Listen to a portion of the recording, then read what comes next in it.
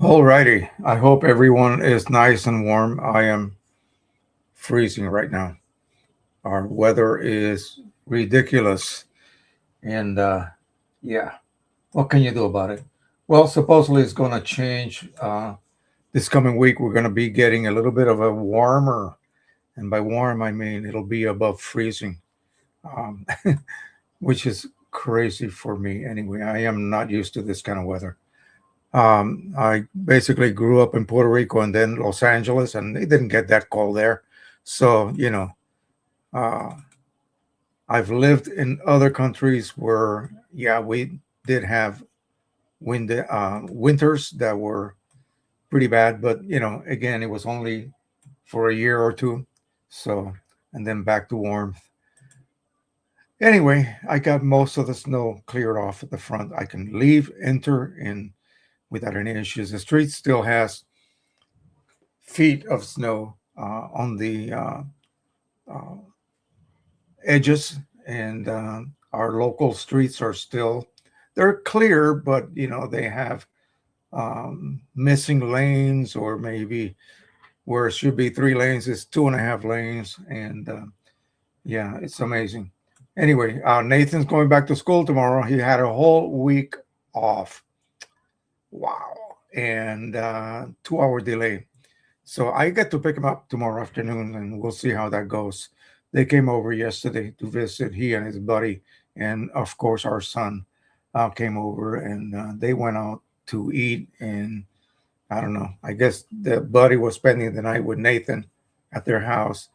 Their house is their driveway's a disaster right now. So, and Jeremy had to buy new tires, 4 new tires, so he could drive. I guess they were getting pretty bald, and he should have done that sooner.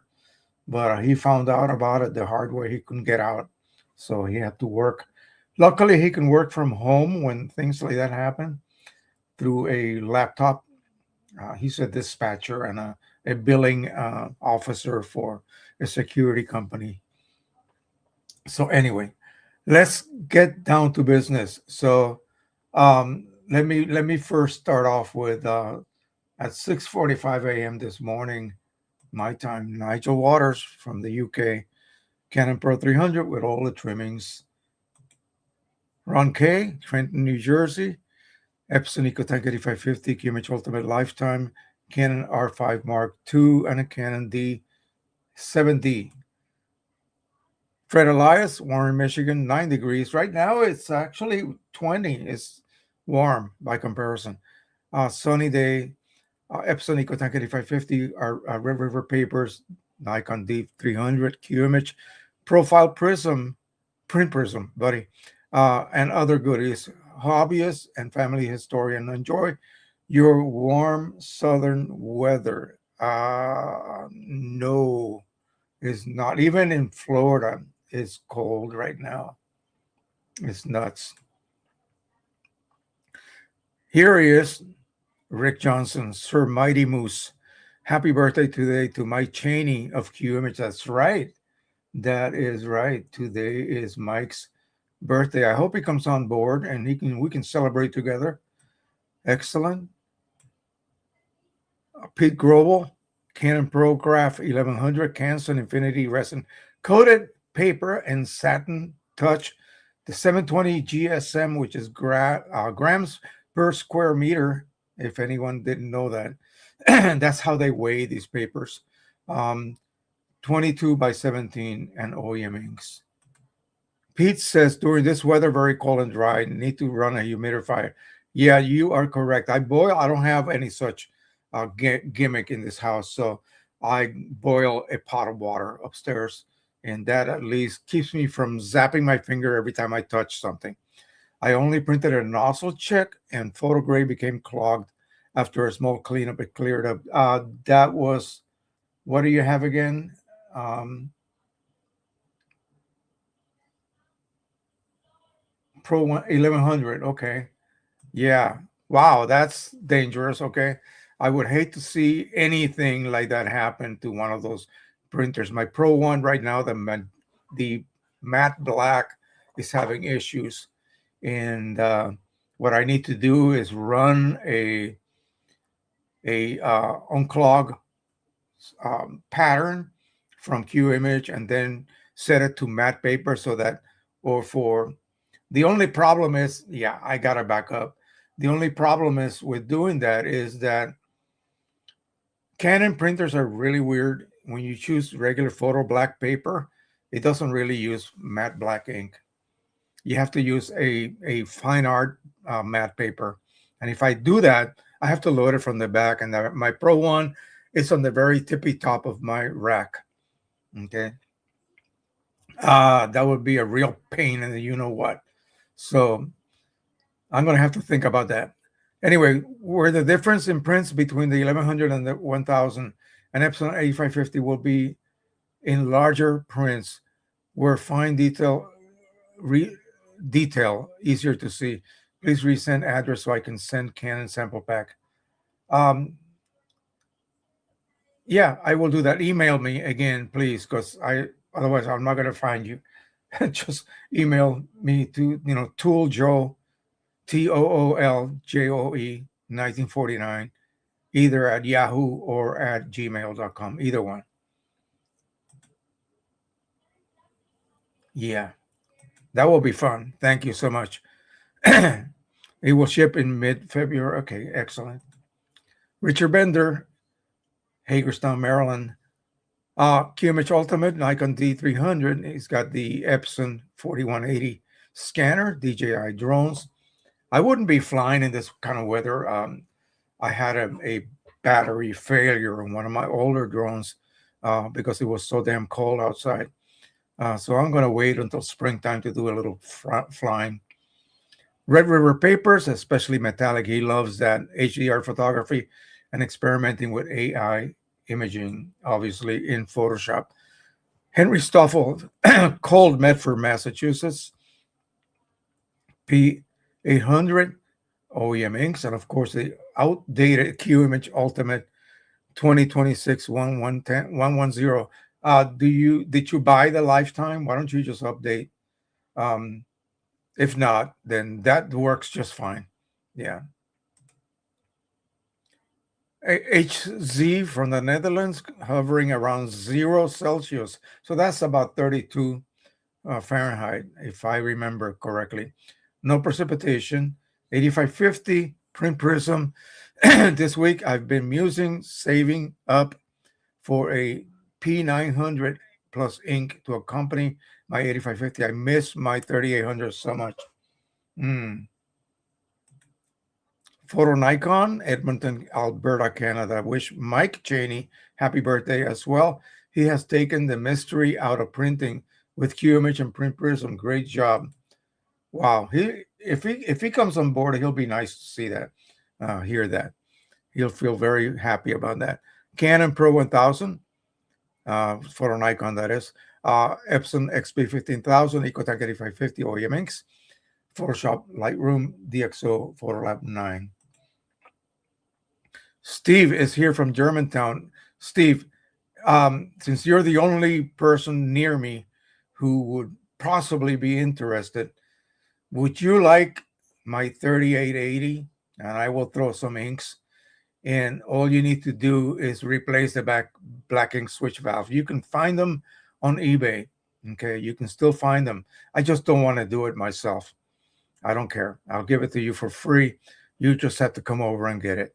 Okay, and then we'll shop around my room in the back, see what else I can give you. Okay, let me know. Nick Marmolejo from Deer Valley, Arizona. Epson Stylus Pro 3800 Piezography Pro Ink. Epson XP 15000 chipless PCSE inks. QImage Ultimate Lifetime ON1 Photo Raw Max Sony Alpha 6000. Miss Judy Ann is here from Washington State. Nikon and Fujifilm cameras. Canon Pro 200, for which we'll probably be getting the cartridges and holders this week to get me started on refilling. And I am going to be refilling soon because Matt McNamara finally got a hold of me and told me that there was a delay on the inks, but he's going to ship them as soon as possible. I should be getting a notification when that happens. And we'll get busy. Actually, I have a little bit of ink left on my cartridges. Remember, they are now basically chipless, disabled.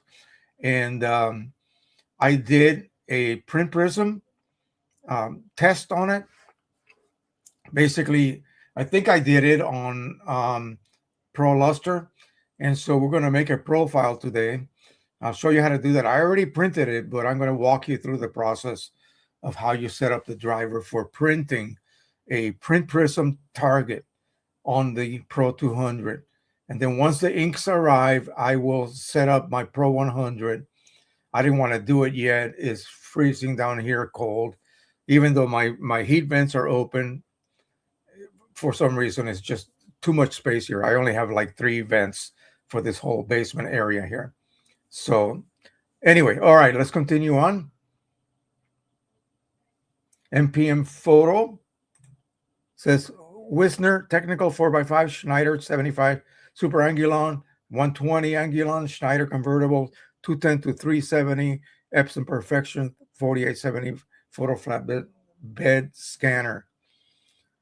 Emmanuel from Normandy, France, 8550 QMH1 Color Monkey Nikon scanner for film. You're lucky. I love that. I love that scanner. And so on. No prism. No prism yet. Okay. Happy birthday, Mike. Yes. And then Pete says, send email to Gmail account. Check later to make sure. Okay. Thanks. I will take care of that. I'll send you the address again. Thank you. All right. So let's see what I have first. So I just told you the inks are on the way. So what would I be doing? Okay. So I really, at this point, I have no interest in checking between OEM Pro 200 and Pro 100 PCSE. No point. Um, unless I was checking Pro 100 OEM. So I'm just going to load the cartridges that I still have here. These are flushed and not disabled. There are different states. The chips might be, some of them are at red X. That means it's empty, but not out of ink. In other words, you haven't gone ahead and said, continue printing. Some of them are done and they're ready to be disabled. And then a couple of them, I think, are at the low warning setting. So it's going to take a few weeks of use before all the 8 chips have been disabled. But first, I'm going to just work with the ones that are already disabled on the current Pro 200 that I have in the back room. And that's going to be really neat. I should be able to make some very good comparisons between the two inksets. Unless you're using OEM. See, the point is, unless you're using OEM, you're going to probably be refilling. Pro 100 and Pro 200 cartridges will put you in the poorhouse. They do. They're expensive. And they run out quickly because it's only like 13, 14 ml total capacity. That means from full all the way to dead empty. When we refill, we don't do that. We fill that chamber, that liquid chamber on the right side. This is what I'm talking about. This chamber here. See, this one was allowed to go empty. But notice that the lower half of that sponge is still pretty dense. There's ink in there. I'm not going to do what I did last time and try to, use a syringe and get ink all over myself. So it's still not dry fully. It's still there. So when you have a cartridge that has reached that point, if you notice how the upper area is lighter, there's a bunch of air there. Okay. The lower side is still, it's more open, and so ink enters readily. The one on top, the layer on top, is a little denser. So ink really, unless you've already, say for instance, modified the cartridge, such as this, you notice now you cannot tell the difference. This is a modified cartridge. If you have one that is, let me see if I have one unmodified right here. This is unmodified. It has not been tampered with. Notice there's a white patch on top. This is what OEM looks like. And this is an untampered OEM cartridge. So ink enters that lower half fully, and that's what's feeding your printer. The upper part of the sponge is hardly at all, you know, doing anything. Okay. It's just maintaining a little bit of ink and sort of maintains a balance that only the engineers that design these cartridges know about. We really don't know what that balance is, that so-called hydraulic balance. Once you alter the cartridge, that's it. The whole sponge is full. It changes the way ink is delivered at the rate it is delivered. There's some changes that take place. Okay, whether that has an effect on your printing results or not, we really don't know. I haven't really noticed. So what you need to do is, before this reaches empty, so that there's no more ink in there, what are you going to put in your sponge? You're going to continue printing? It's still not fully empty. It's declared low. You continue printing, and of course air starts to enter the sponge. So you want to catch it with your disabled chips. You want to catch it while it still has ink. I could just top that off and I am fine. I am good to go. How much ink would it take to top that off? Probably 4 ml, and it's like 15 cents per ml, so 60 cents to refill. pretty good, don't you think? Don't you think? Pretty good compared to $23 per cartridge. And you've always been warned not to go beyond empty if you're going to stick with OEM. You always are told to replace that cartridge. So you're throwing away a couple of ml of ink actually every time. And then it still costs you $23 or more, depending where you get it from. So again, refilling is the way to go. Plus, okay, here's what people will not believe from me. Your printer will last longer. How is that possible? I've been told all my life that refilling will kill my printer. Sure, if you do it wrong. But if you do it correctly, the way I have been saying for years, um, your printer will last longer. The theory, of course, is OEM, all eight. You're going to replace each cartridge as it needs to. So it reaches empty red X, you remove it, you put a replacement in it. And then when you close the lid, it's going to run a purge cycle. It's not a cleaning cycle, it's just a purge. Maybe a fifth of the amount of ink used, but all eight cartridges use up ink, and that ink goes into the internal waste ink pads every time you change one cartridge. Well, you're going to be changing eight within a period of a month or 2 months. As each one goes empty, you're going to replace it, and every time you do that, you're going to waste more ink from all the other seven. Sometimes when one is low and you replace the one that's empty, the one that was low will now be close to empty. You might as well replace it at that point as well. So you're replacing two cartridges instead of just one. And you didn't know that until you ran that so-called purge cycle. You see, what a waste. So all of that waste ink is generated and it gets dumped into the internal pads. And theoretically, you have eight cartridges, that's eight purge cycles in a certain period, compared to one.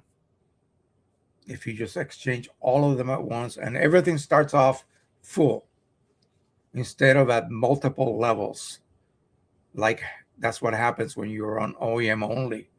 So OEM only, you're going to be changing cartridges, say within a 3 month period, 8 times, and maybe within a 3 month period, once. You replace all eight, regardless of what level they are in, as long as the one that's the lowest is not fully empty on the liquid chamber. You still need to have a little bit of ink. That way, air never got into that sponge. You follow me? So you take all eight out, put them in a little rack by Mr. Hallamum.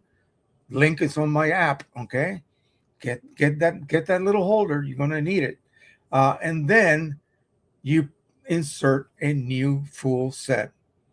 Okay, and if it's a Pro 100, for instance, you have reset the chips. So there's no issue with the Pro 100. It's just the 200 you cannot reset the chips. So you got to kind of go blind. After a while, you sort of learn how often you should exchange all eight cartridges. With the 100, when one of them reaches low, you see low, it's already too late. How about before that? Take all eight of them out, put them on the rack. Of course, put the caps on them, put them on the rack, and then put the second set that you have already refilled and reset. One purge cycle per exchange instead of eight purge cycles per every single exchange. Follow me? You see what I mean? It's not a theory, it's a fact. So my Pro 100, that if the inks arrive this week, yeah, I'll be very happy. Then I will go ahead and set it up. I have cartridges already refilled and reset, ready to go in. And that printer was bought over 14 years ago, and it has not reached the end of their life. In other words, the pads. So for all of that time, still, I mean, I don't know what level they're in. That's impossible to figure out unless you're a technician with a special tool. But yeah, they should be fine. And as long as they last me, I'll continue using that printer. Mechanically, it's still fine. It's just that the pads is what will stop these printers dead on their track. So that's an unfortunate thing, the way they work. I think the Pro 200, correct me if I'm wrong, I'm not going to go look again, but correct me if I'm wrong, do they have a user replaceable wasting cartridge? I thought I saw something when I was putting the lid up, checking what I had been given by Rick Johnson. I thought I saw something that looked like a whiz ink cartridge, but maybe I'm just imagining or just wishful thinking. Yeah. So anyway, that's going to be fun, and then we'll make lots of comparisons, and we'll have a lot of fun. Okay.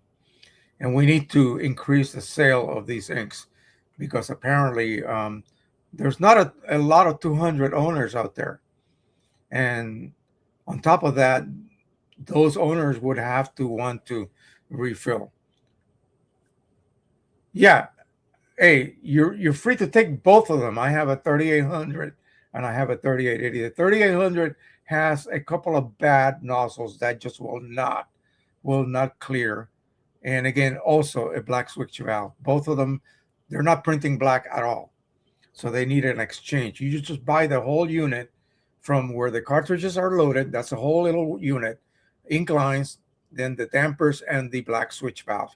You remove the cover of the printhead and install the whole kit and caboodle in place.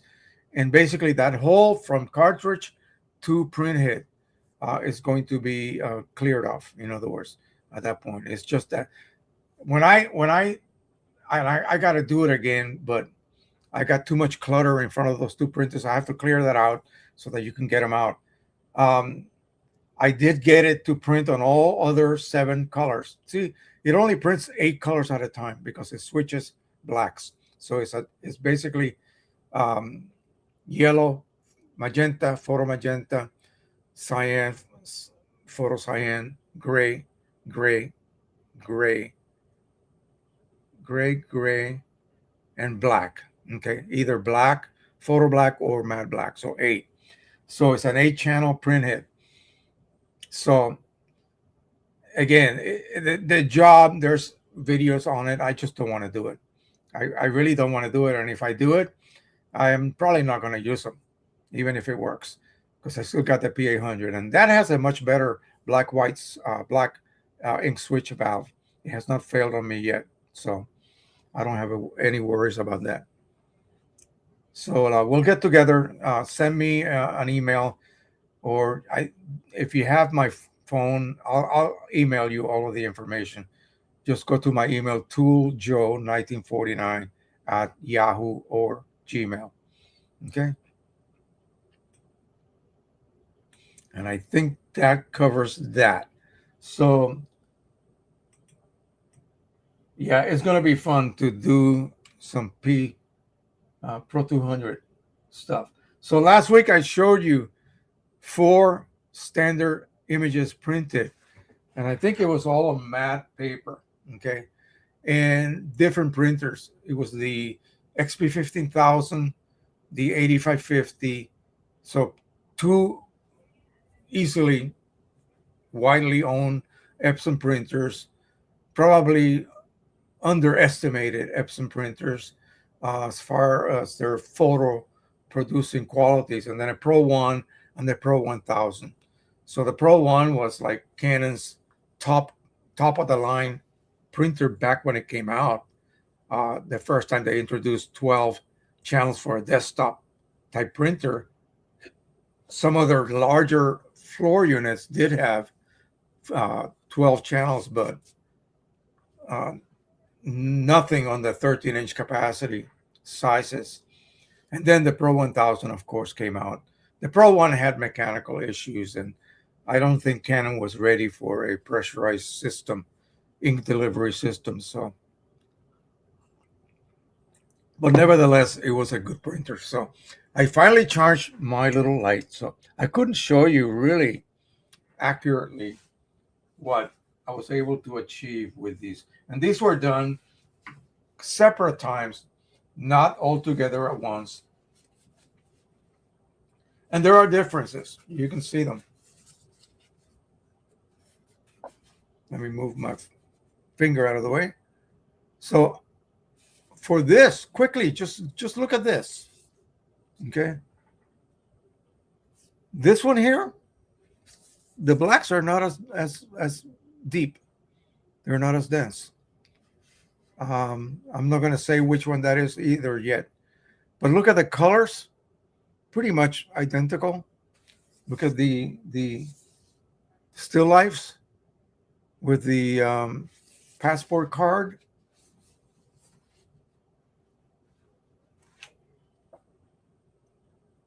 Pretty much identical. Let's look at the kids. See, before I was using just my side lights, and you couldn't really get a good perspective of what the results were. And basically what this was for, originally I was just testing each printer individually. I wasn't trying to come up with any kind of theory at all. It was just simply making a comparison. So let's look at the kids. And again, yes, there are some slight differences, but if you just quickly scan them, they all look pretty much identical. Okay. Let's look at the strawberries.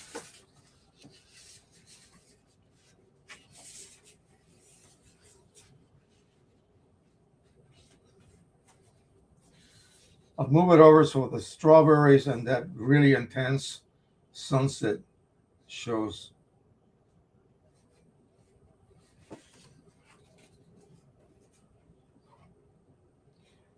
The one on the far right, as you are looking at this, is a bit redder, okay? Then the other ones have a slightly more sort of toward the orange side of the spectrum. The second one here, no, this one right here, not the far left, the second one from the left, has a slightly better red. Let me see, this one and this one pretty much have matching strawberries. But again, if you just quickly glance, I just show you this, look at that.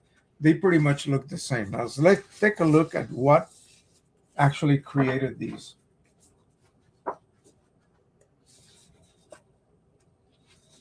What printer was used. And then I'll discuss the inks.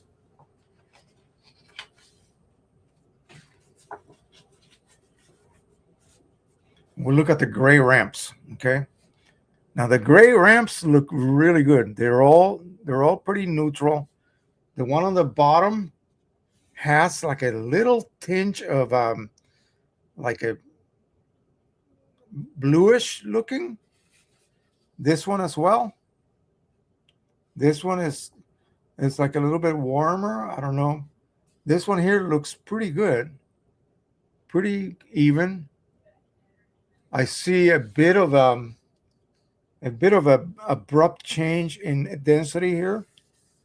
All right, so let's go ahead and disclose which one was made with what printer. So the top one, 8550. The second one, the Pro 1. The third one, Pro 1000. And the last one at the bottom is the XP 15000. Now, all of them are using third-party inks, Precision Colors. Now, what does this show you? Well, it's up to you now. You would lay these out on a table, have a look, blindly pick the one you love the best. Which one pleases you the most? Isn't that what we do? Okay. So we look at, for instance, let's look at the still lifes and the shot of the aspen trees and the desert Grand Canyon view.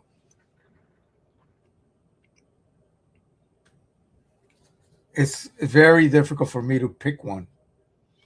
So the range of money represented here goes from $350 to about $1,300. retail. Okay. So how can a 350, we'll see which one this one here, how can a printer that's $350 print a deeper black than the Pro 1000? Remember I told you the Pro 1000 will not use matte black when you use photo matte paper? This is a clear example. I would have had to choose a matte fine art paper and then feed that through the rear feeder to trigger the use of matte black ink. Isn't that ridiculous? So, yeah, in this case, maybe if I do this using, say, a luster paper, I will have a better comparison because this one here is not using matte black ink. It should be, but it's not. Now the XP 15000, it doesn't have matte black ink. It's all dye ink. The 8550, let's compare the 8550 and the XP 15000, which is Mike Lee's favorite. Okay, I'll just tell you that. So the upper one is the XP 15000. I'm sorry, 8550. The bottom one is the XP 15000. Both of them are dye ink, and fortunately, the XP 50, the 8550 uses matte black ink. Okay, when you choose matte paper. Okay, remember the other trick, how to use both blacks? That would be the Velvet Fine Art mode, but we're using the regular presentation paper matte here. Notice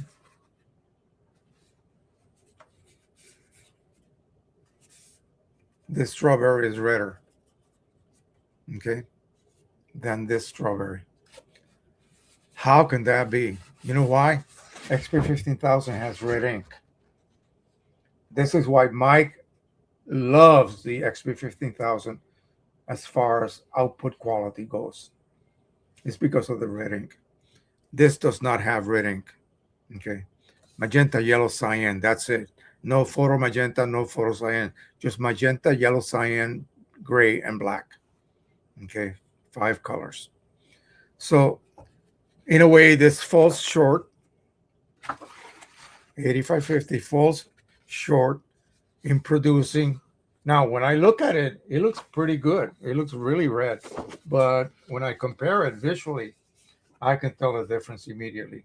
This is a much natural, realistic red color. This one has a little bit of orange in it. Now, let's look at the outer gamut colors here. This is really interesting. The 8550 can discern between these 3 greens, whereas it cannot discern between these 2 greens right here. XP 15000 just cannot. It prints them identical. So if the image, like this image, contains 2 different greens and the printer cannot discern the difference, it'll print them as one. Okay, that means something out of gamut being brought in and squeezed in. Okay, and it just cannot print it. So it just prints it as the next green that the printer can print. It just takes that other green and just it becomes the same green. Whereas with this printer, it does not. It actually can print it. So it does. You can see the difference. Okay. These 2 greens are practically identical. The other colors, it's doing a pretty good job. Just right here, this section here, it cannot handle that. Yet in the less density or less saturated area, it can discern the difference. So this row here is pretty much in gamut. This is not. If I look at this image via, say, Photoshop gamut warning, that whole row looks great. It's just completely grayed out. Okay. So the moral of the story is don't think you're going to get absolute over the top better quality just because you spend big money. The $350 XP 15,000 did a pretty damn good job on that. And this is why that's Mike Lee's favorite printer at this point. It's amazing how he showed me this and I couldn't believe it. And this is using his inks, not OEM. So I never really did much testing because I knew immediately I was going to go with Precision Colors inks. So, all right. Any questions? Any comments? What do you guys think of that? And again, the price difference of almost $1,000 between that set of printers. I remember when the 1100 came out, it was like $12.99. I got it for $6.50 with shipping included. Um, maybe one of these off the back end of the truck, if you get what I mean. I got it on an eBay auction, and it took me 3 different auctions to be able to win that one.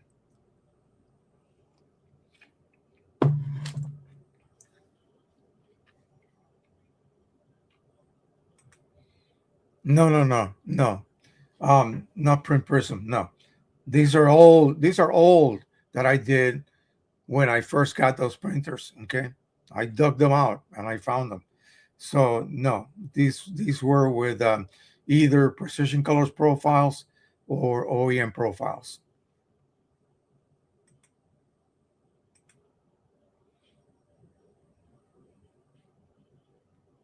Yeah.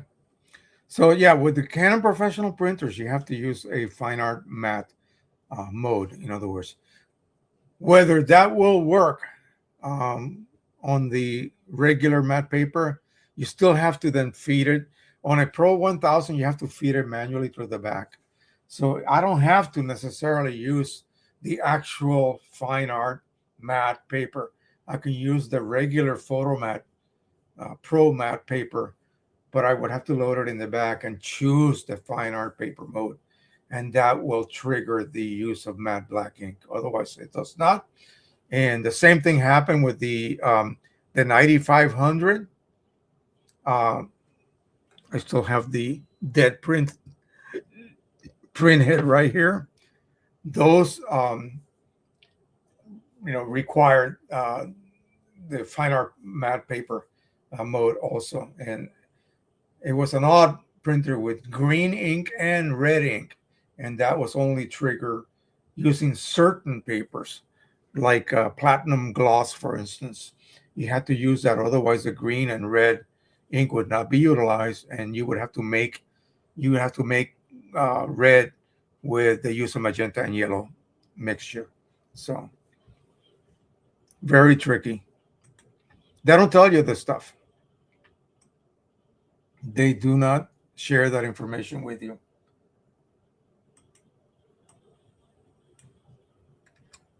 So, I mean, if you're starting out and you want to make photos and you have no clue what you're doing, and you still have like a need for sort of an office type printer, even though it is, like for instance, my wife, she prints stuff off of the internet, recipes and emails and documents from her doctors and that sort of thing. She can use the XP 15,000. I fill it.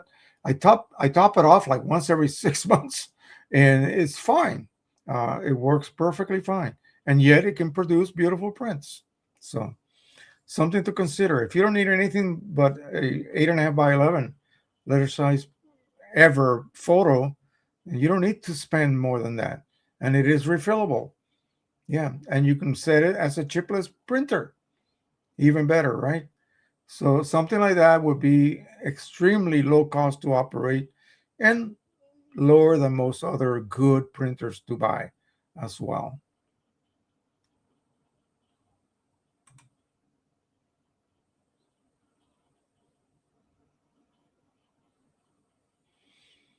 I don't know what you mean by stadium analogy. You're talking about, rendering colors. So, um, again, that is a subject that I would ask Mike Cheney to cover for us because he knows the actual nitty gritty, if you will, the actual detail. I can just give you an analogy of what happens, and I often use this. When you look at a ICC profile on a 3D viewer, and these are special tools that are very difficult to find. The only way that I can do that is using my software from X-Ray, and I have to first create a profile, and then it gives me the 3D view, and it's not a globe. It's kind of a squashed up, weird shape thing with white, black. North Pole is white, South Pole is black, and then you have RGB and yellow, white, yellow, magenta, cyan, and you spin it around and you look. Anyway, so the further out any one of those yellow, magenta, cyan, red, green, blue points, the larger the gamut. So you then compare it with another printer profile. It puts it on top of each other, and you see areas that are protruding beyond or not. Okay. Um, those areas, for example, if red extends further out than the previous ICC profile, that profile can produce a larger or more gamut. In other words, like those green tones, they can be separated. They can actually be printed. Whereas the other profile will blend them together as a single shade of green. Okay. So think of it as, let's just call it a theater. The stage is in the center, and you have circular rows of seats, and you have 50 rows. The further out, the more seats. The outer ring has a lot more seats than the inner ring. And then you get a group of people and you assign them a name tag with a chair number. And each chair number represents a certain color. Okay. And it will be red, magenta, cyan, purple, all the colors on the color wheel. And so everybody sits down. Everybody gets their assigned seat, and they are told not to move. But all the seats are not completely filled yet. So that image is in gamut. Okay. Every color that image contains, there is a seat for.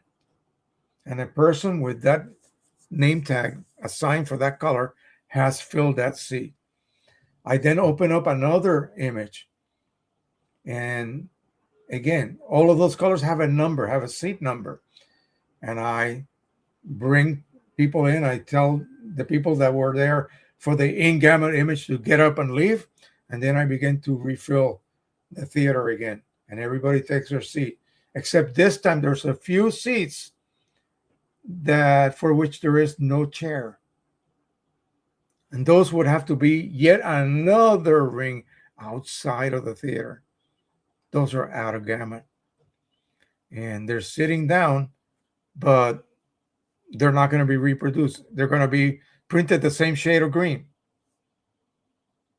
If it happens to be a green, and inside in gamut, there's another shade of green, the next one down, both shades will be printed the same. When you choose perceptual, it takes that outside out of gamut green, forces it inside, and it tells that poor guy to get up and shift over to the next seat. So now they're together.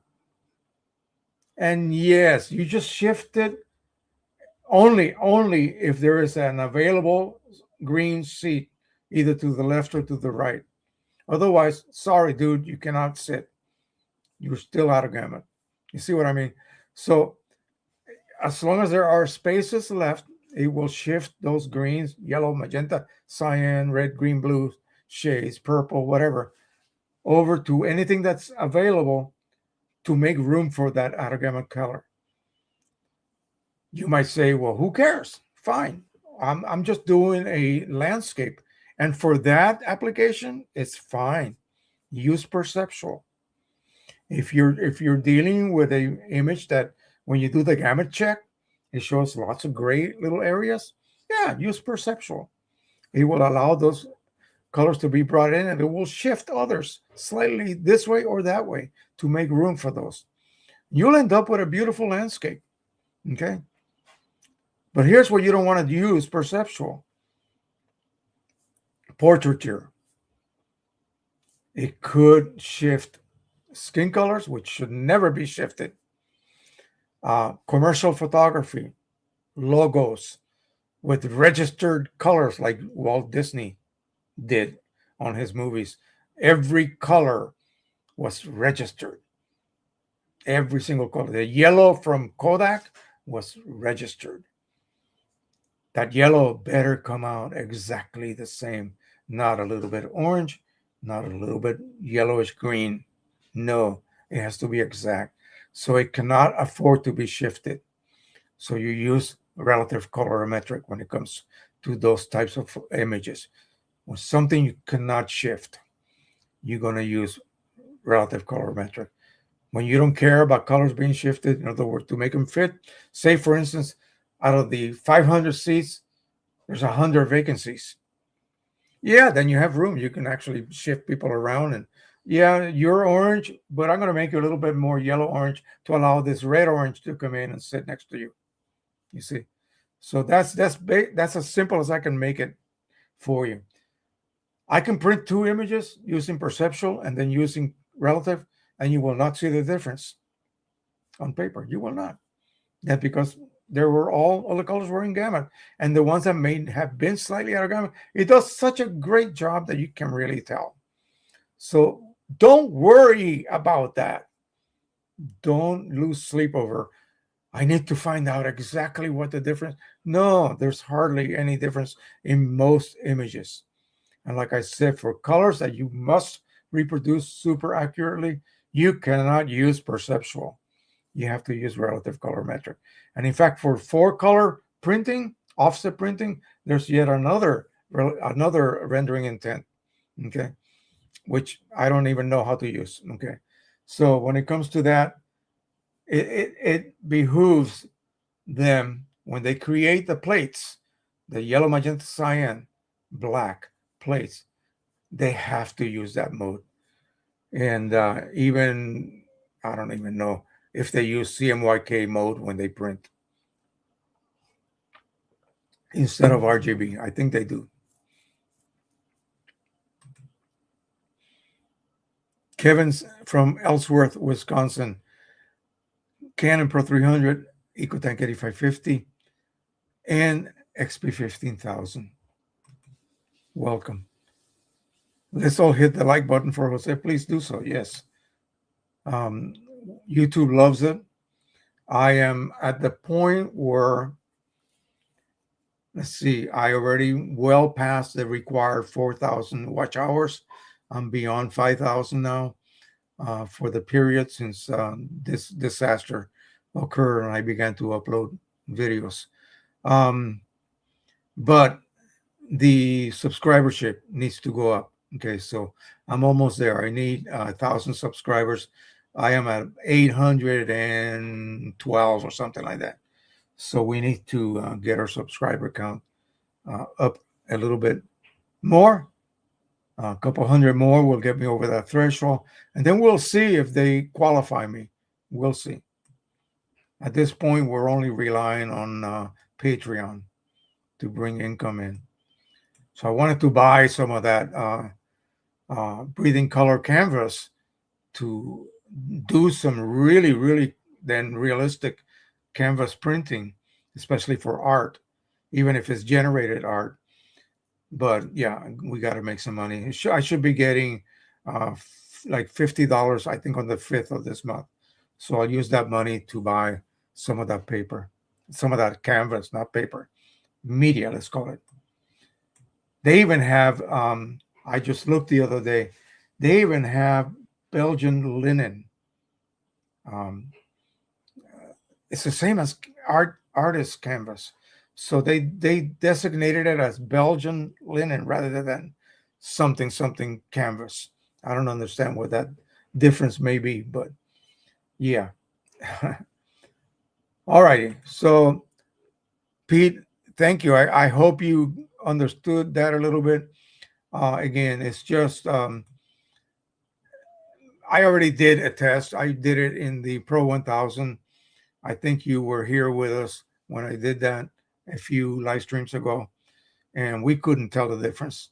And I used one of Richard Bender's AI images was just super saturated and very colorful and strong, and I could not visually detect the difference. And I used it on, I think it was luster paper, which is fine for that. Anyway, all right. So on the Pro 200, let me show you. Let me get all of these together here.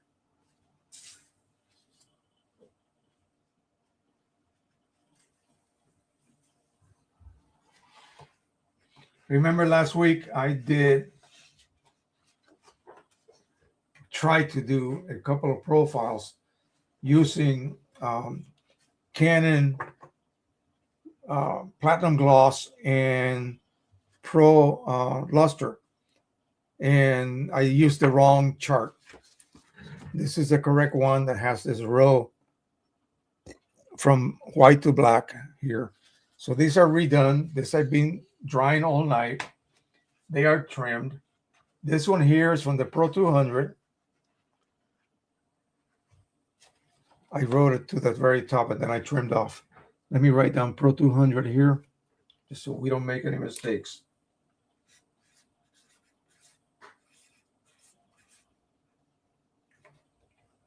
So this is printed on the Pro 200.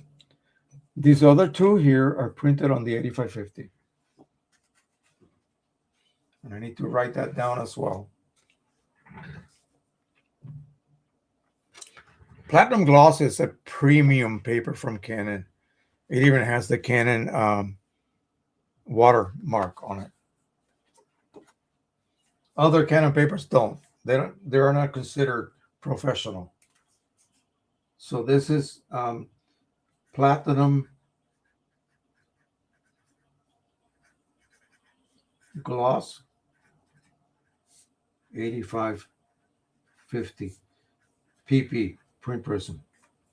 And then this one here is Pro Luster. Again, 8550. So Canon.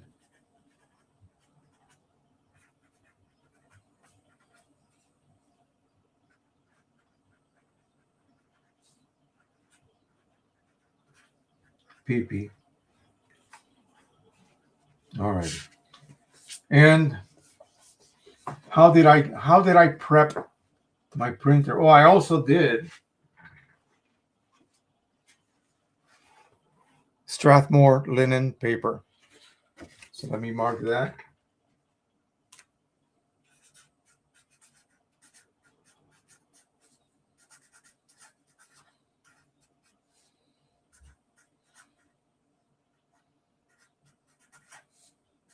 PP. And this was printed on the 8550. So this is where it's going to be used for, okay? So you have to designate the printer you created. So this profile we make here will be for the Pro 200, okay? And as a joke, but actually I'm going to try it. Let me get these lined up here. I'm going to try just for the heck of it. What did I do with it?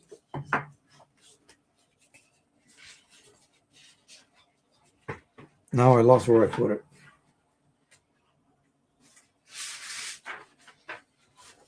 Plain paper. 8550. Should we? What do you guys think? Should I make a profile for plain paper on the 8550? You let me know. Let me trim this real quick. I think I'm crazy enough to try this.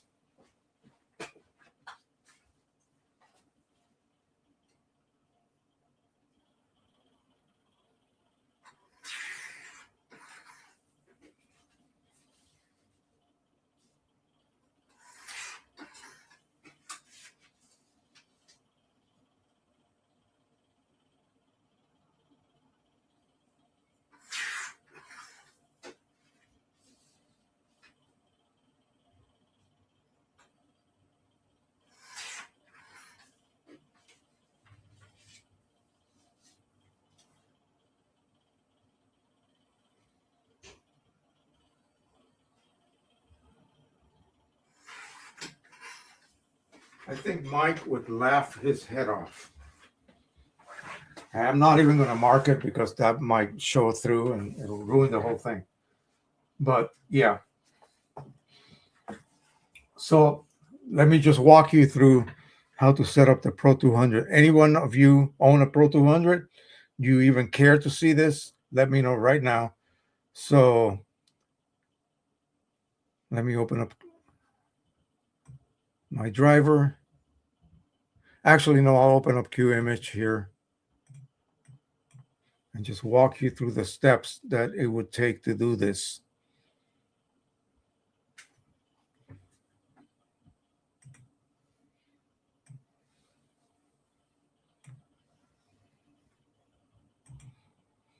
Alrighty, so I have it set for the 8550 at this point. I'm going to go ahead and choose the Pro 200, which should be here somewhere. Here it is. And we have it's weird. The only glossy paper showing on the Pro 200, other than, and I would love to get some of the photo paper Pro Crystal Gray. That should be probably as good as platinum. Yeah, there's no other glossy paper. So I chose this glossy paper A, okay? And 8.5 by 11, obviously. And then the color management set to off. So that is the key right there. Set that to off. Now, the image that you get when you install Print Prism is already pre-sized correctly to the correct size. So I'm just going to tell print original size. Boom. And you just print it. That's it. That's how you do it. So, of course, if you were using, for instance, some other paper, maybe a, let's see, photo mat, then you would choose that, okay? But in this case, we're choosing this. So then we just go ahead and print, and you're done. And then you let it dry, and you trim it off, and you're good to go. So which one should we scan first? I am dying to do this. I'm dying to do this. I have to do this. Let me go ahead and load this. Too bad. I don't think Mike is watching us today. He would be laughing his head off. Let me move this out of the way here.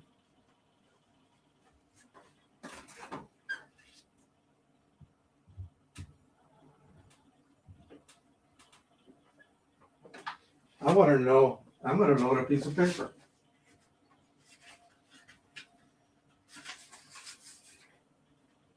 Plain paper. Okay. Let's open up Print Prism. Mike said, last week, that I had probably gone beyond expectations when I did this.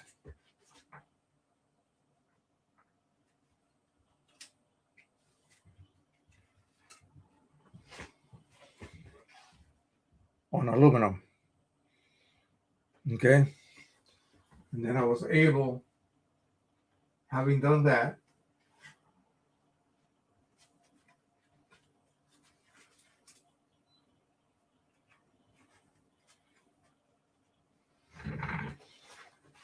I was able to produce this. And now that I have my light working, let's go ahead and check it out with correct light. Look at that. It just lights up, if you will. No pun intended. Look at that. And this is probably what I would be shooting for. Again, no pun intended, shooting photographs, right? So you want to get the most amazing results. And on top of that, it's not enhanced. Okay. By that, I mean, when you print images via sublimation, they become enhanced, whether you want it or not. They automatically enhance themselves. Unless that's when you just print with the presentation paper mat, and presentation paper mat mode. Okay, in other words, the profile for presentation paper mat. And you let Q image control color, you print your transfer image, and you transfer it to aluminum, it becomes enhanced. It is more saturated, more contrasty than what your calibrated monitor is displaying to you. What I want is to get on aluminum a result that is not overemphasized or over enhanced. I want it to match my monitor. I want it to match how I edited my image. I don't want it over enhanced. Then I have to sort of, make mental adjustments as I know it looks like this, but I don't want to make it so strong because I know it's going to be oversaturated. No, I don't want that. I want it to match. So creating a profile, which I think maybe, I don't know how many have ever done this. According to Mike, he was, he did not know anyone doing this. So maybe we're the first ones doing this. But anyway, regardless, it makes perfect sense. We're getting a match to my oversaturated image to begin with, but it matches my monitor, and that's what matters. If I undersaturate it a little bit, it will look undersaturated here as well. It will match my monitor, and that's the whole goal.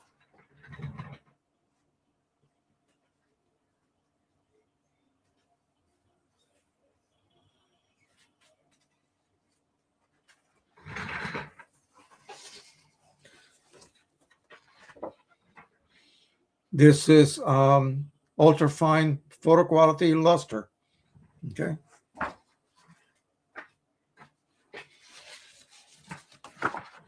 Look at that.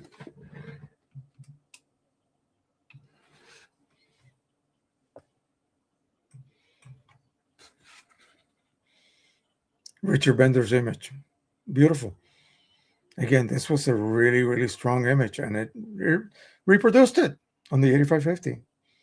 Okay, even the reds. Let's do it on matte paper.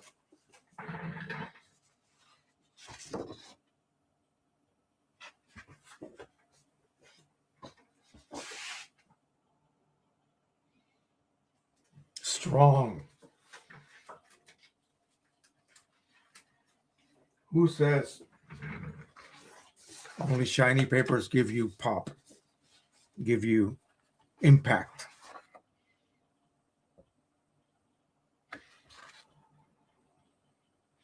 If it wasn't for the gloss, it would be very difficult to discern which was which. Okay, enough. Let's go ahead and scan that paper, plain paper chart. We're going to make a plain paper profile. I'm out of my mind.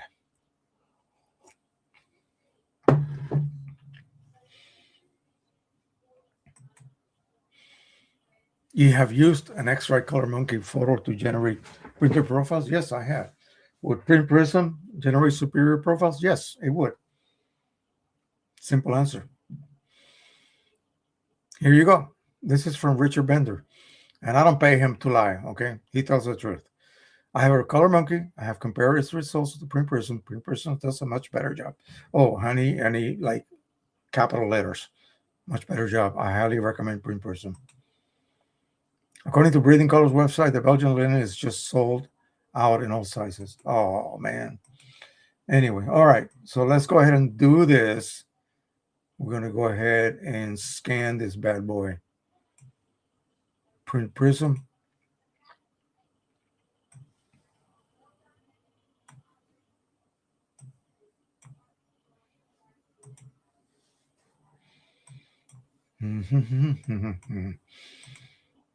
There you go. Okay.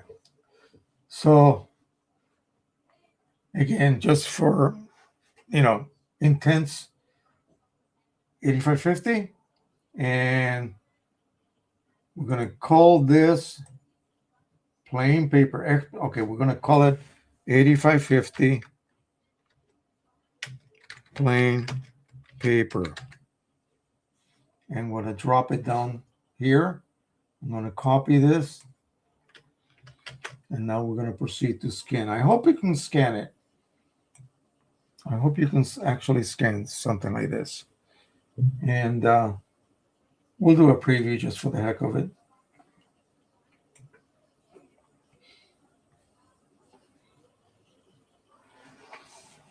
I forgot to check the settings, but they shouldn't have changed on me.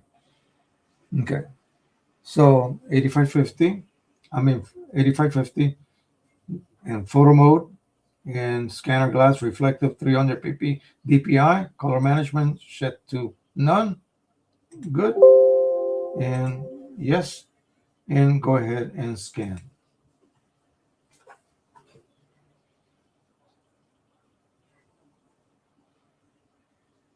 So if I print paper documents, I can use a profile. Whoa, imagine that. Scan it again.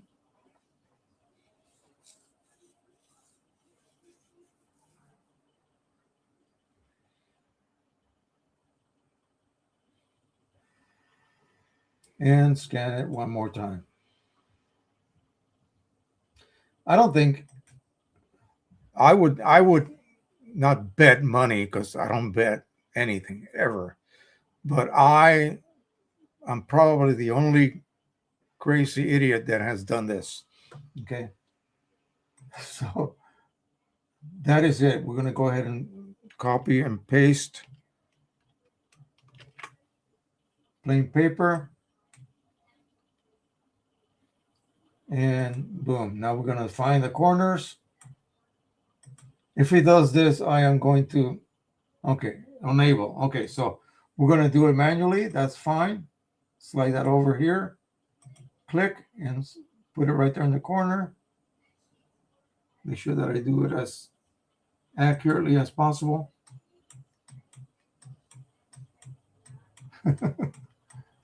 That is crazy. Click. And right there. And you got to realize that plain paper has lots of little surface faults and that sort of thing. It's not a beautiful, shiny, perfectly pristine surface like the platinum gloss from Canon.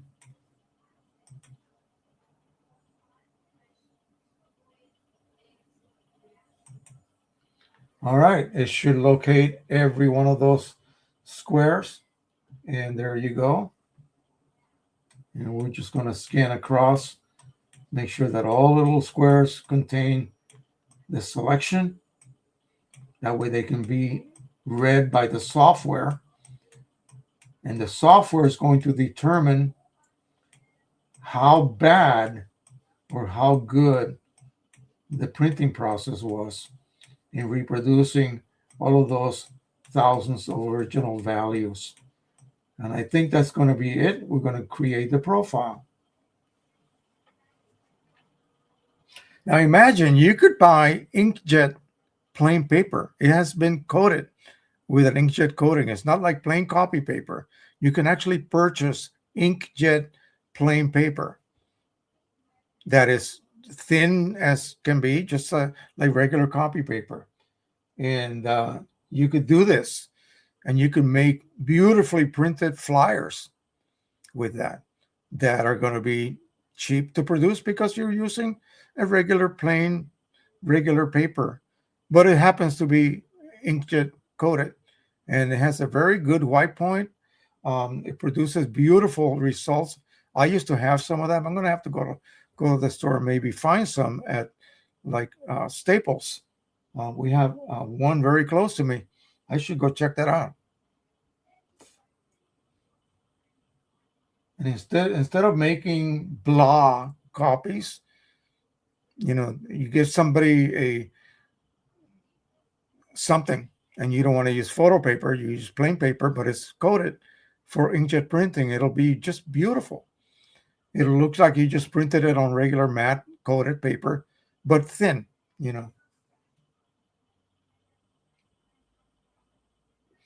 If I was creating a set of instructions for something, I would use that paper.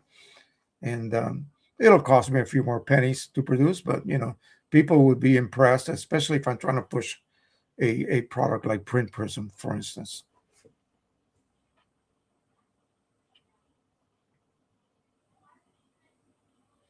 Almost done. And then we'll do the crazy thing. We're going to try to print a photo. I'm going to try to find something that has maybe like a PDF that has some imaging on it, or I don't know. We'll see. I'll have to check and see what I have available. Maybe we'll do Richard Bender's photograph, the one I showed you earlier. Okay, that's it. It's done. It is done. We can get out of that, come back to me, and then open up QImage. Wait for it to open. Richard Bender said something here. Let me see.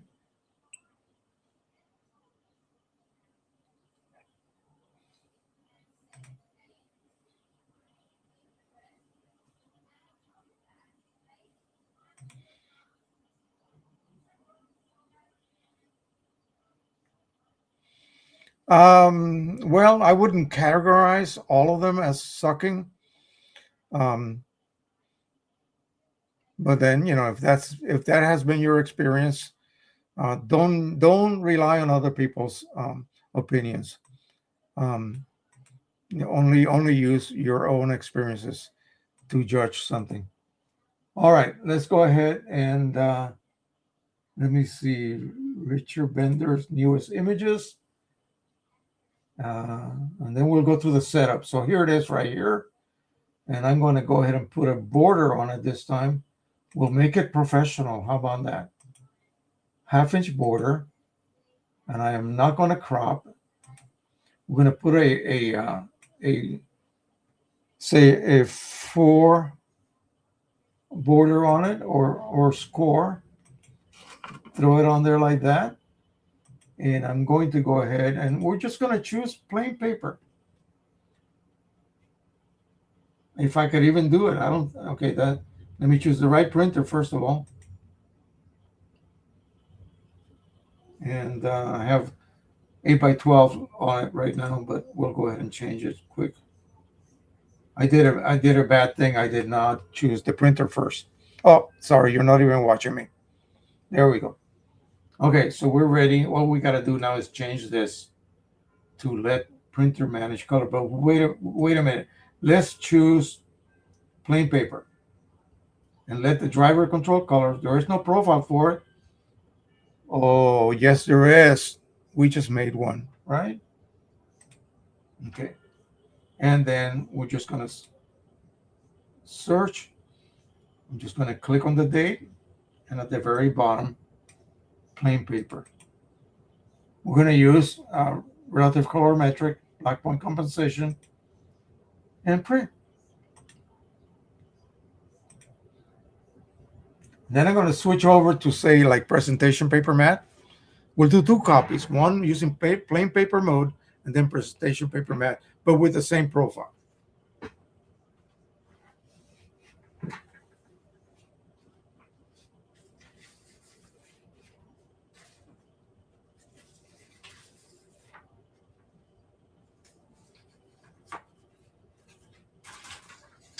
This one has stuff printed on it. So with this one, these are going to recycling.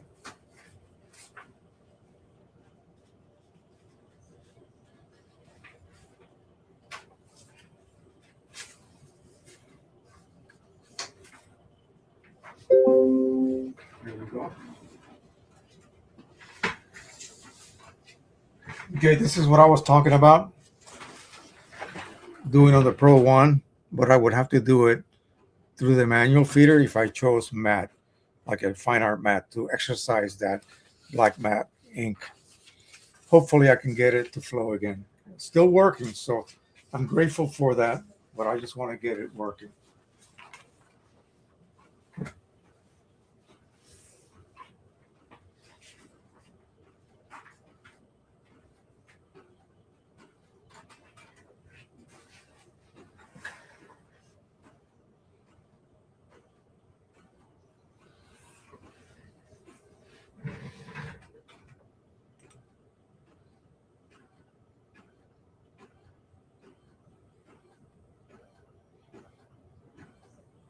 Okay, so let me show you the settings. Here's the 8550 plain paper, bright white paper, letter size, and then here's the profile.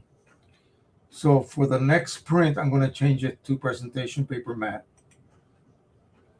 Leave everything the same. Let the printer manage color. Nope. We want to use our profile we just made. So I got to find it again for this.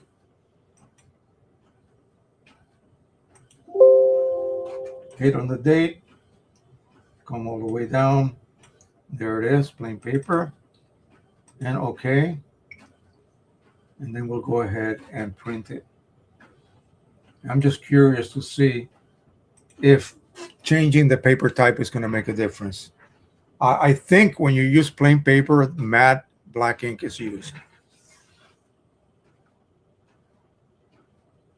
We'll see what kind of colors we're going to get. I'm going to compare it to the matte photo paper print that I have over here. Richard, if it comes close to this, then my crazy idea worked. We'll have to see. Okay, the next one is coming through. I'm seeing beautiful colors. Of course, intensity is not going to match. This is not coded for inkjet printing. But imagine if I can get this result, although it's printing very slow. Okay, that's the case. QImage is actually printing it at a much higher quality than you normally would on plain paper.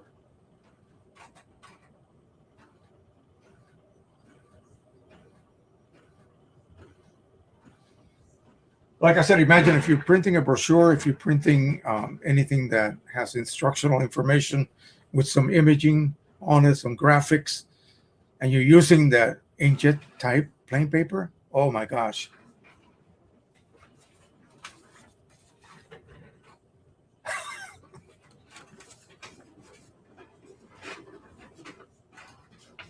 Yeah, of course. The top one is coded for inkjet. But look at the results I'm getting. This is actually printing faster. I don't know. I don't understand why. Maybe just changing the paper, the mode, paper type makes a difference. I don't know. We'll compare the two. Obviously, the blacks are stronger. You can see that readily. Yep. Not even close. But again, imagine this would be, if this was the cover on a brochure, this would be, people would be impressed that you did this on plain paper. They would think you did. Okay, printing plain paper mode instead of matte is better. This is matte. This sucks compared to this. So plain paper mode, okay? And it has the other choice is white, bright white. Let me show you again. This is something I didn't even know existed. So plain paper, bright white paper, and it printed at a lower rate. And basically probably use black matte ink. Maybe this did not. I don't know. Anyway, all right, this can go bye-bye. We'll keep the other one. Pretty amazing. Okay, so we're going to do what we were not able to do last time. Let me put this away with this beautiful chart here. We're going to create the Pro 200 chart. Let me put this away.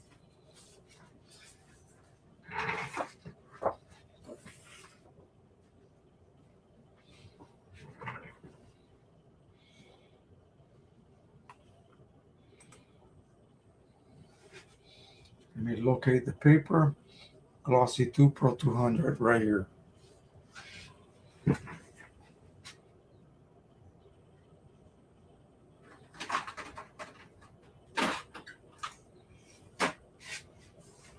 Now let me get paper. I'm going to load the 200 with this.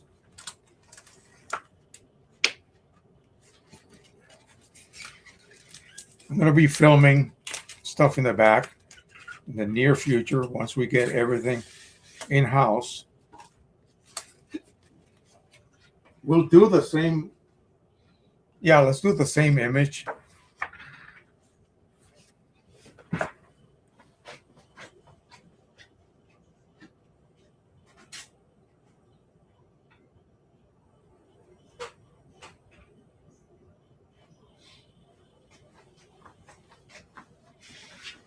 With the new profile we're going to create right now.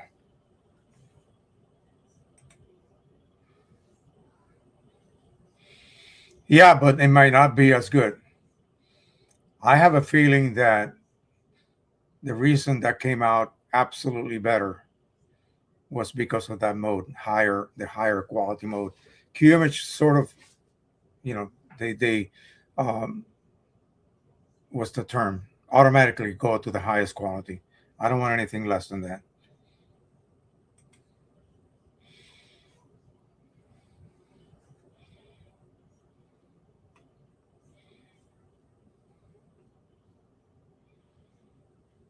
Yeah, true. I mean, it has an assisted vacuum advance. So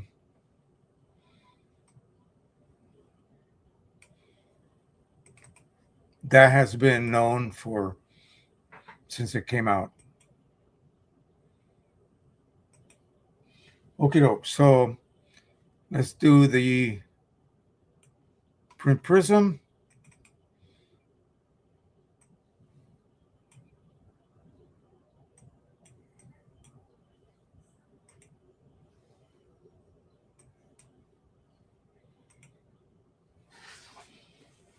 And 8550.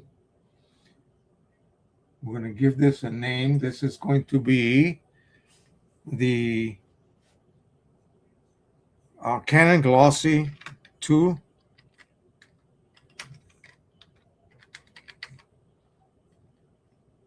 Gloss 2, like that. And then Pro 200. Well, let me do it in the beginning here.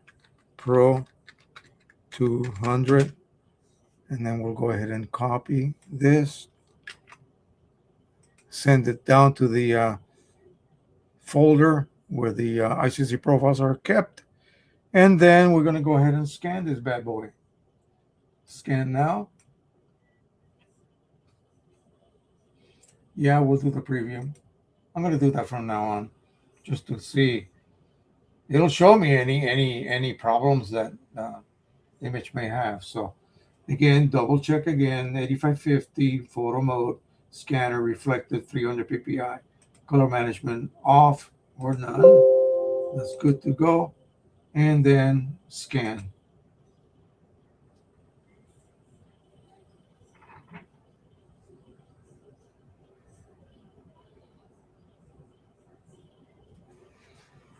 And scan again.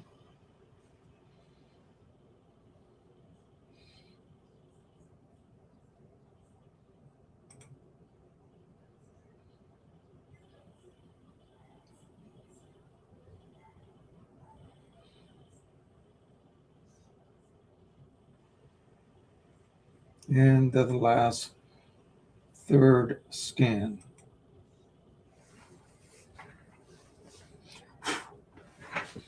Now, I could be, nitpicker and only scan once and then compared to scanning 3 times. No, I'm not going to do that.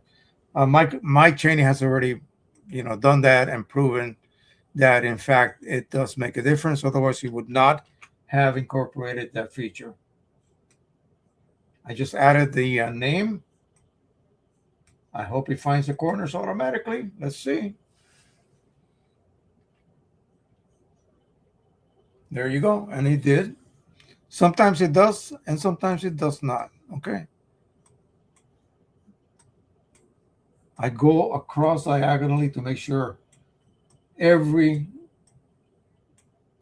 little selection is inside every one of those patches. And indeed they are. All right, so we can go ahead and create our profile.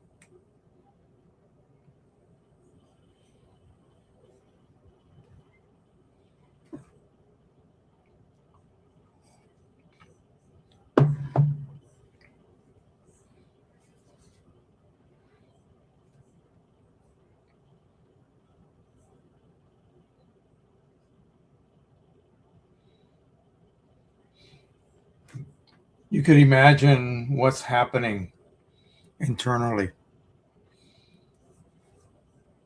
It has to look at every one of those printed color patches, again, thousands of them, and determine, according to the scan, and the scanner is calibrated to the software, what the corrections are that are required for this profile to be able to reproduce every one of those tones the way the original image had them, not necessarily the way they were printed. Remember, they were printed in raw mode.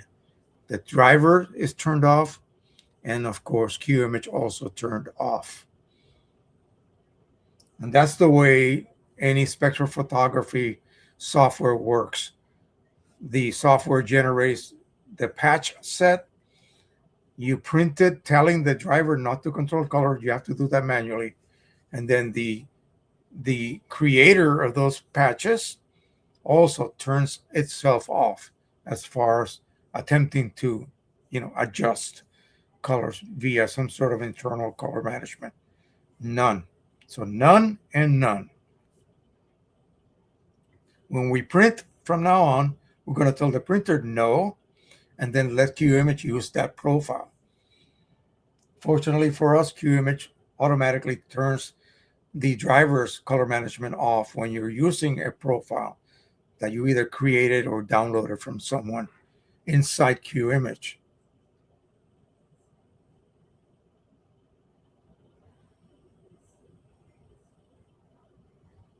Boom, done. Okay, so let's open up QImage. I want the same image loaded. I'm going to go ahead and choose the Pro 200. I'm going to go ahead and choose the photo glossy paper, glossy photo paper A, which is the only one we have available. Since we use that paper to create the profile, then that's the paper we're going to use. So no issues. It doesn't have to have the same name. Just as long as it matches the same paper you use to produce the profile. Go to the bottom. Here it is. Pro 200 Canon Glossy 2. And double click and click and print.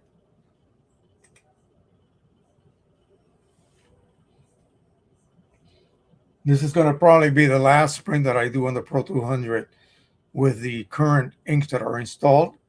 I want to wait until the rest of the inks come in, hopefully this week or early next week. He has not indicated yet whether they are going to ship this week or not. They should be.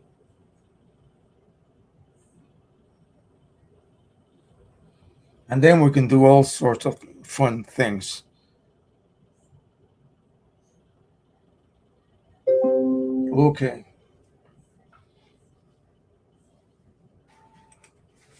All right, so let's go ahead and take this out.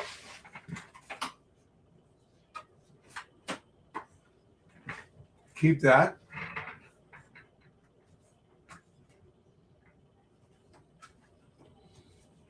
Let's go ahead and load. I want to load the Strathmore linen paper chart.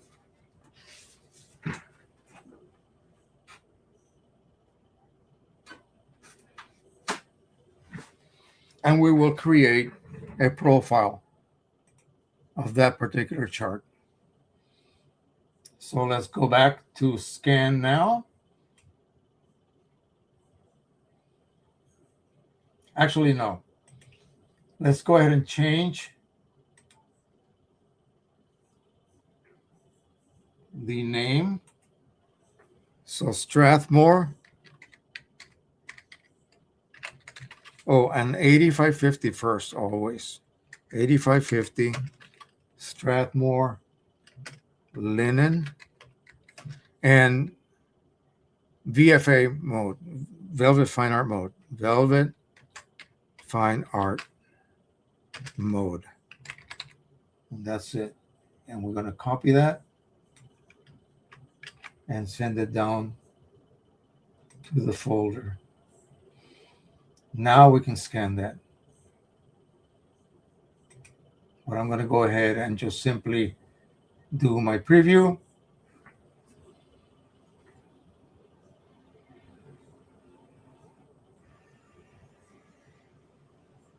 There it is. It's a little crooked. Let me straighten it out.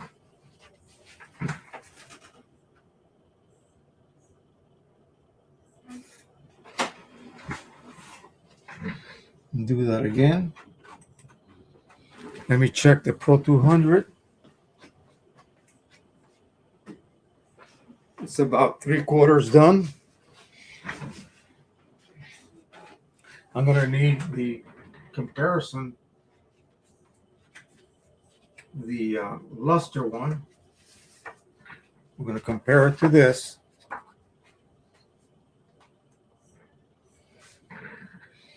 All right. We'll go ahead and scan. Everything should still be default to the correct settings. Pass number 2. Oh, wait a minute. Maybe we should get out of here and then redo it again. Yeah. Let me get out of here. And then start fresh. Maybe you don't have to do that, but I'm just going to do that just for the heck of it.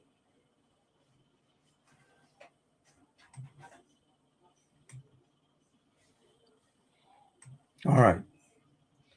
So everything should be set correctly. We're going to scan.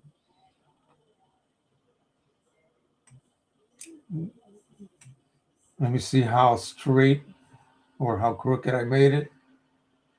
I think it's still a little crooked. Yeah, it is. No problem. We'll scan it. Oh, double check, of course. Yeah, none. That's the most important thing you can check.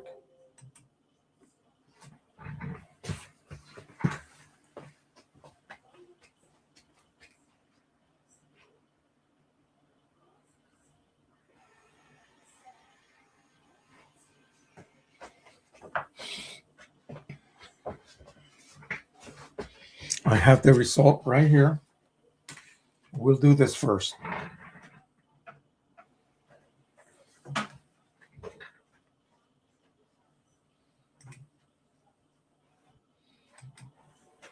Second pass.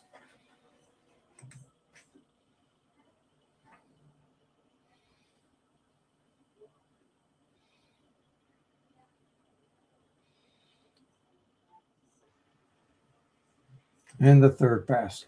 Now, obviously, when you are checking a profile you just created, you really should use the standard image. I'm not. I want to end up with beautiful images that I can use, okay, that can actually be used. No one's going to frame a standard image or a nozzle check or, a unclog tool line set. No one's going to do that. So I like to go directly to a test, and then it's going to be beautiful anyway. We know that for a fact. What else could it be, right? All right, so the last scan. Once this is done, we'll go right into the comparison. And again, totally different printer, but profiled. Both of them were profiled. I'm going to paste the name, save, done. Okay, let's go ahead and shut this down and shut that down. I'm going to go ahead and refresh everything. So here we have the one on the luster paper. Okay. And don't forget, I have one on platinum, and that's going to be printed here. So I'm going to love to see the comparison.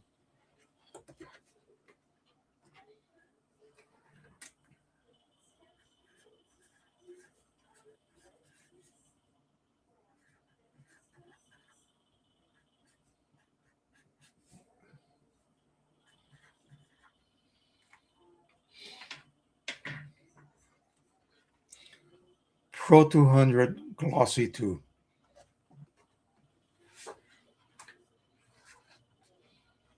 $85.50.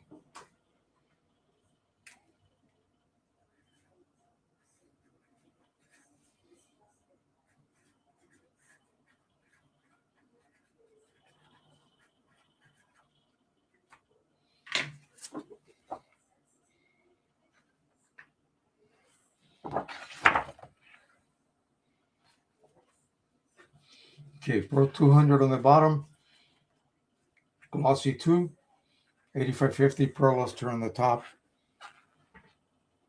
Glossy. Pro luster on the top. So let's see around that orange reddish zone. Let's see what we get. So Pro luster, $85.50 in the back. So this is Pro luster. This is Pro 200. I mean, $85.50 Pro luster, Pro 200 Glossy 2.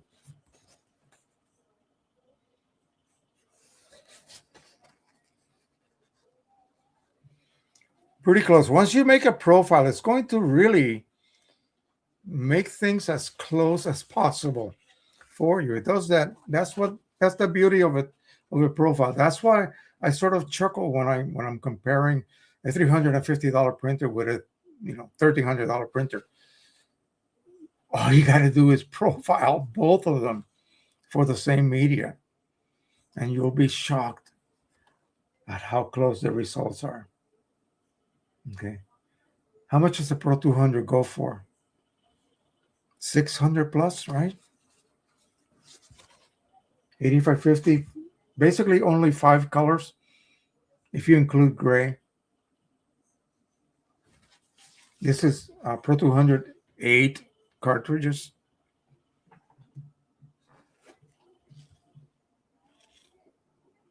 What do you guys think? My lighting is so bad, I'll tell you. This really helps. So if I get it up close, I get more even lighting. I'm looking at the sky, the density of the skies between the two. See if there's any changes in the gradual darkening of that sky in that corner. And it depends how I move it. Okay.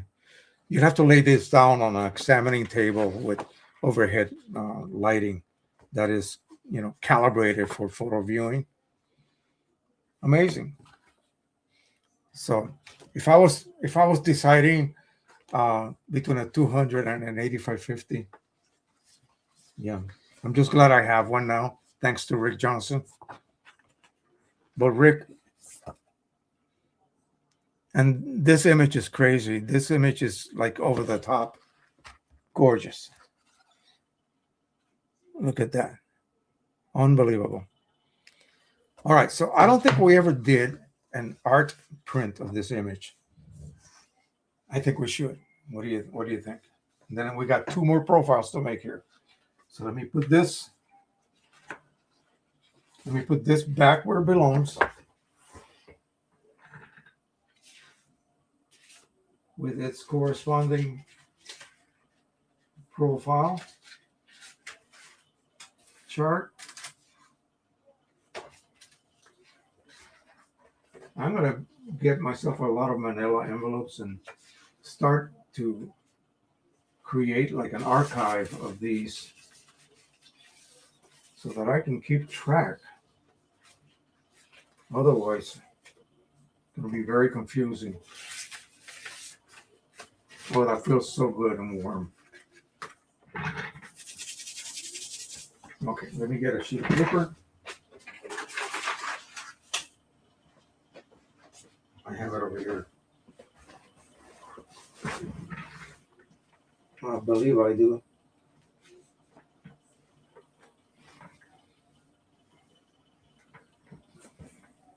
I swear I moved it over here before the show started. No. Looking for my pad of art paper. Darn it, I'm going to have to crack open this one.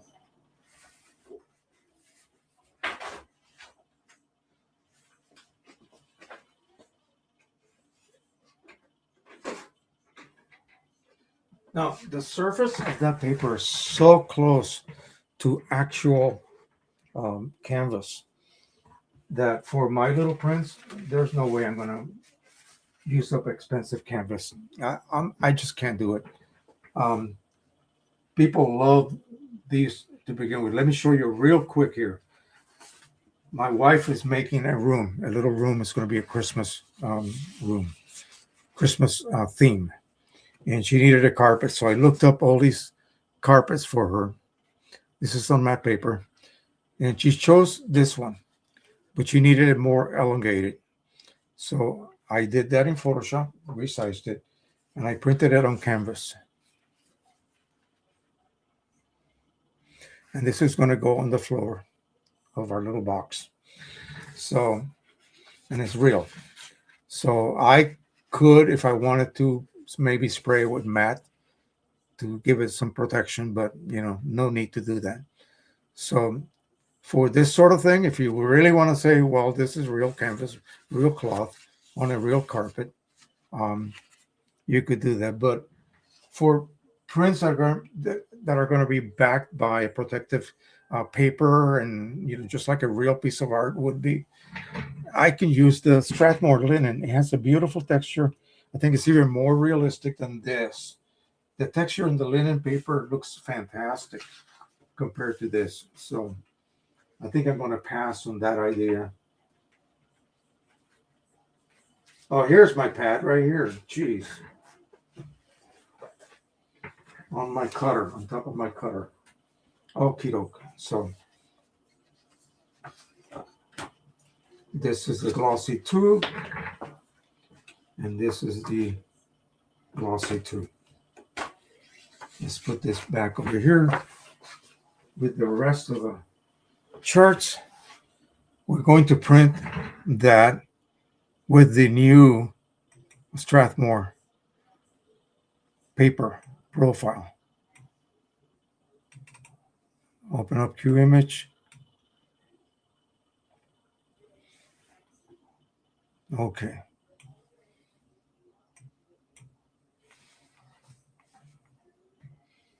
So in this case, 8550. And we're going to be using a different paper, okay? So we're going to use Velvet Fine Art. And I'm going to look here. Instead of off, we're going to assign the paper profile we just finished making. Again, just click on the date. And there it is. Oh, did we even make we didn't make the paper profile yet. You dummy. Ha ha ha. Okay. Sorry about that. I got carried away with something else. So we'll make that profile now.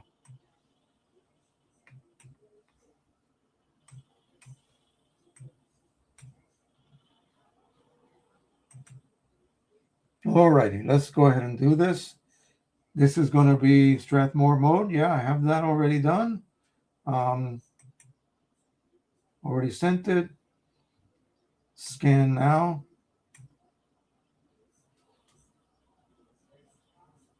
Preview.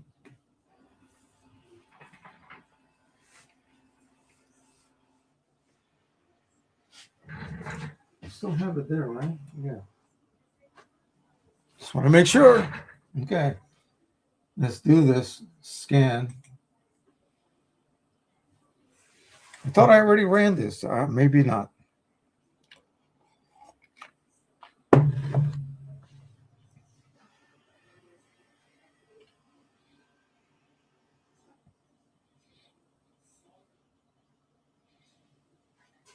Pass number 2. Scan.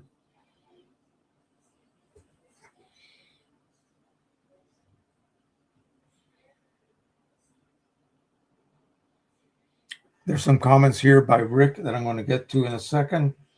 Let me finish this up first.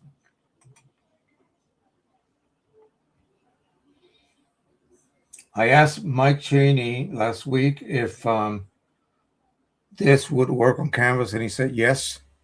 So this is similar to the texture that you'd be dealing with if you were scanning real canvas.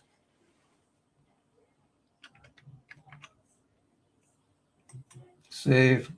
Override the existing one. See, I already had this, a previous version. I'm going to test this again to make sure that this is going to be a better one, hopefully. Detect corners. Enable. Okay, so we're going to do it manually.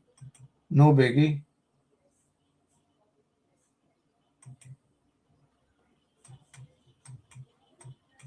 You see how there's a little bit of a weird texture on the center. But he said no problem, that he can handle that. You can see the magnified little patches here. They're only like just 3/32 of an inch square, each one.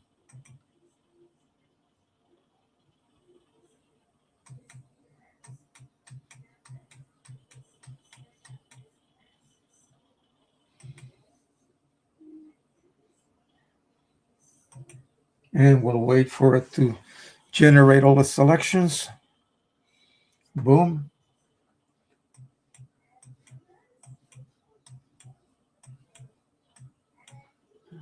This one's a little bit off here. Yeah, it is. Let me do this again. My fault.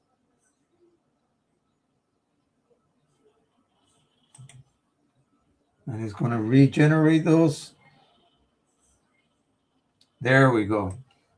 That's more centered than it was earlier. Yeah, that's good to go. Yeah, okay.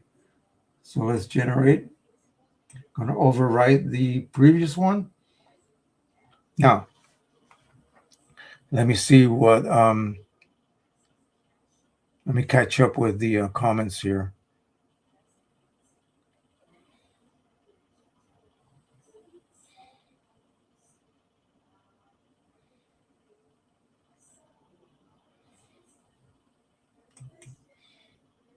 Richard Marco said, thank you to Richard. Pete Grobel says, I really want to get an 8550 as a side, but Epson printers paper handling suck. Yeah, the 8550 will start off perfectly fine. And I got to test it again. I was having issues with 13-inch wide stock. Everything else feeds perfectly well. Thick papers, obviously, you have to use the thick paper mode. I just forget to do it. And it will feed paper a lot easier. I just have to remember to do it. Richard has not had any problems. I often print on plain paper or cardstock before I make my own greeting cards. I do not care for photo papers for that. Okay. But if you ever did, you could actually make a profile even for cardstock. Just about anything. If you set the quality to print to standard, it prints faster. Sure, absolutely true. I have a lot of experience with P900, especially. Okay, so, and then you could refill the existing Pro 200 cartridges with old Pro 100 ink if you had some. Why? Because you will only fill the new cards with Matt's 200. Is the old?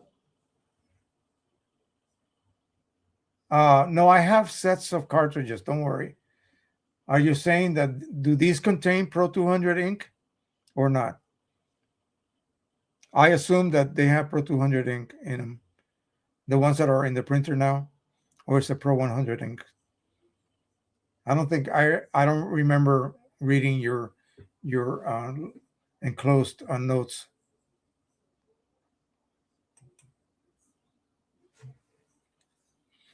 But then they would have Pro 200 chips, so what's the point, right? I will fill everything with Pro 200, and then I have a couple of sets of my own for the Pro 100.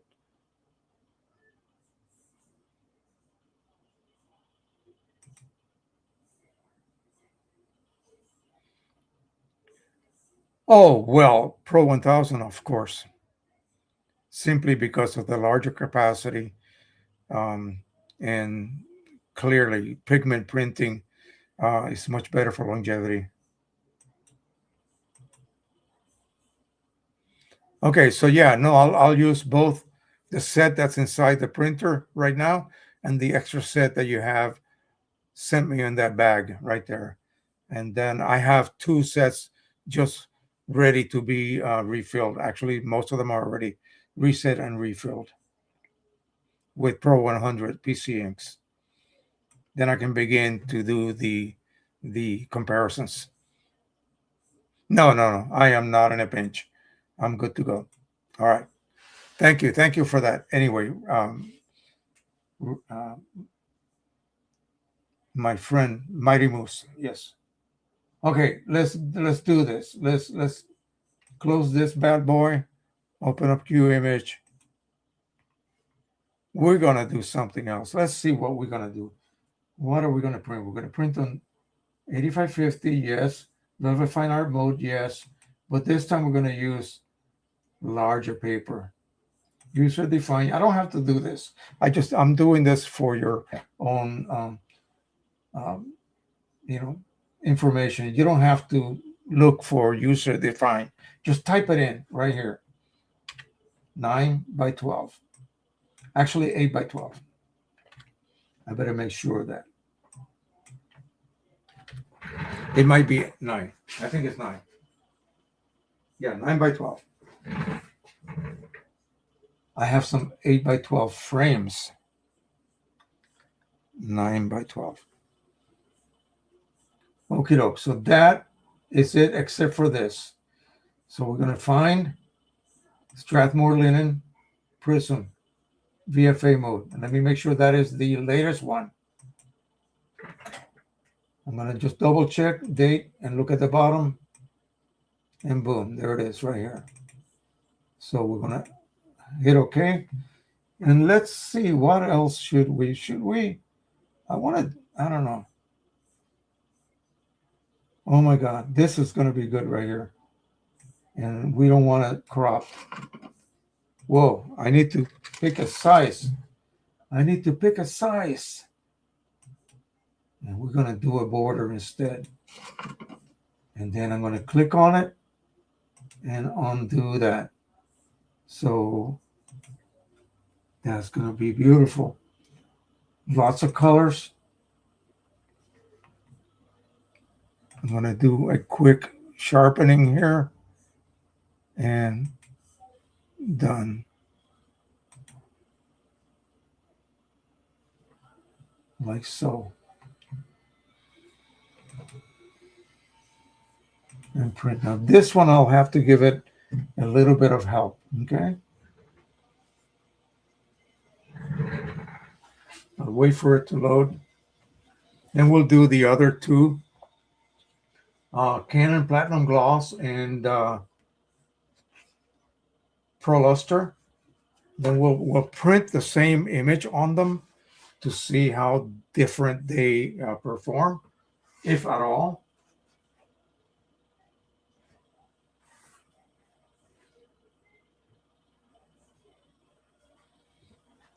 And before we go,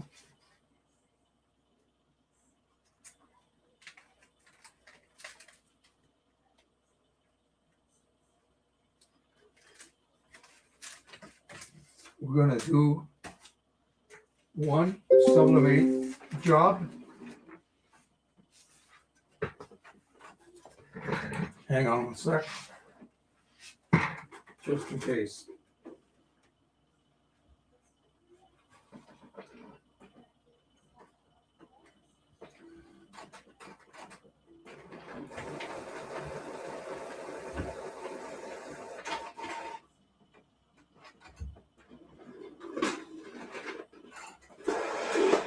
See? It's okay. We'll just wait for this to reset.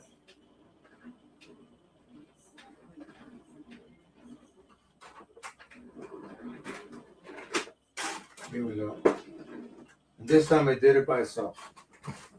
Okay, so the last job we're going to do before we leave is going to be this.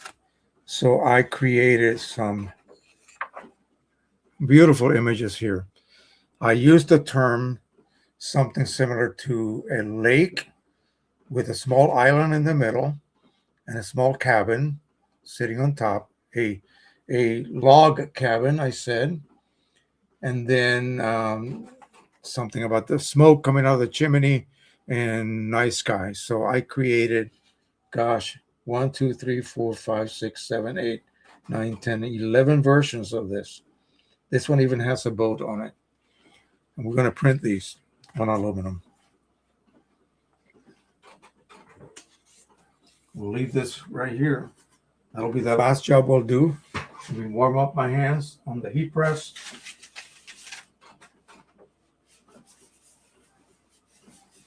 Very chilly down here.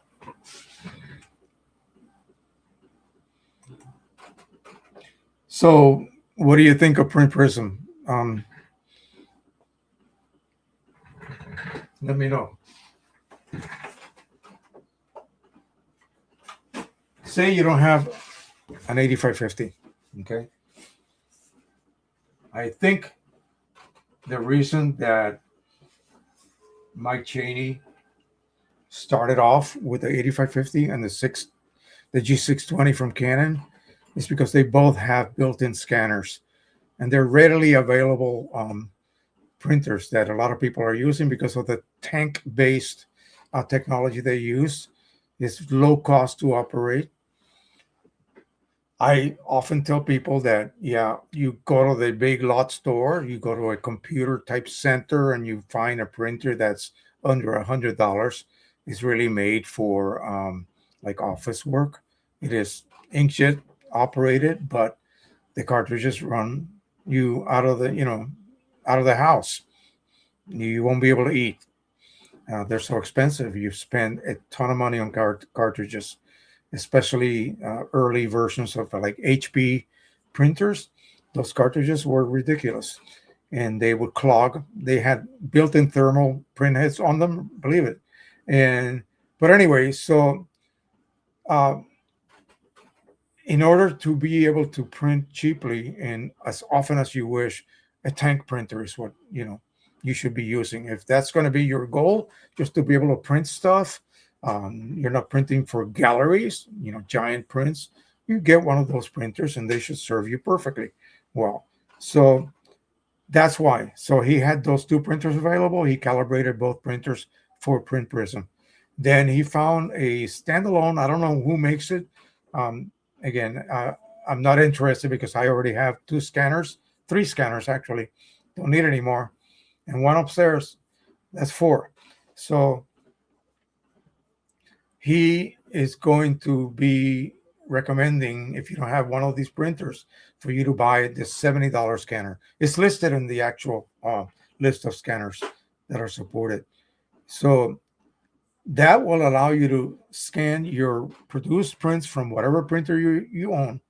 You're going to need Q image because you need that off mode. Load the image, set it to off, print it on that printer.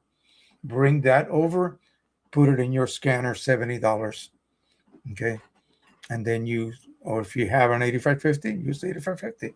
But basically, the $70 scanner will scan that for you. The $35 software will produce the profile for you. $105 total. $1,500 for the X-Rite i1 Pro 2. and $500 is what the Color Monkey used to sell for. Okay, just to give you an idea.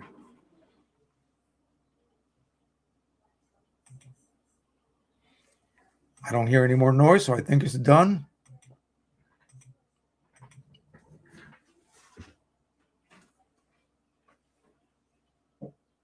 I sized it incorrectly, but anyway, there it is.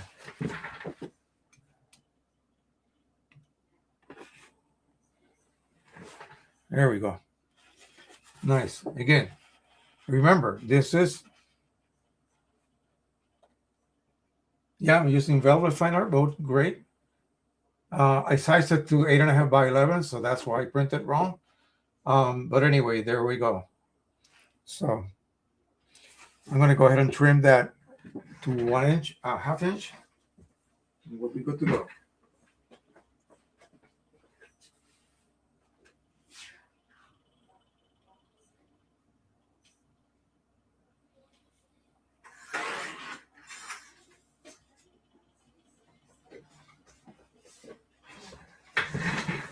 Here you go. You would take this, spray it, and frame it. And it has that texture, that beautiful texture. Okay. So people will wonder, what is that? And I removed the plexiglass. I don't use glass or plexiglass in front of this. I want that texture to show. I put it behind. It will support it just as well anyway. So that's what I do. And this is very nice. Very, very nice. Wow. I tell you, it's crazy. Okay, so let's take,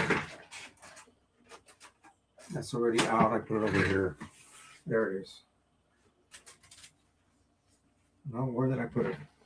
Where's my scan? Here it is, in front of me. I thought that was a plain paper one. Okay, let's do the next one.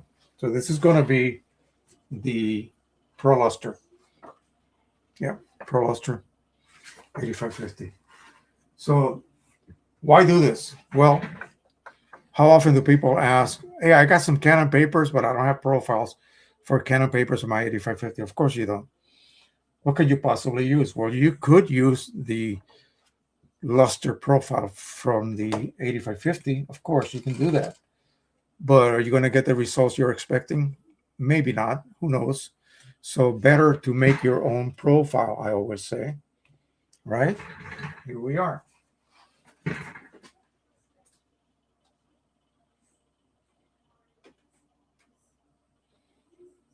I can never put this on perfectly level. Okay. Open up Print Prism.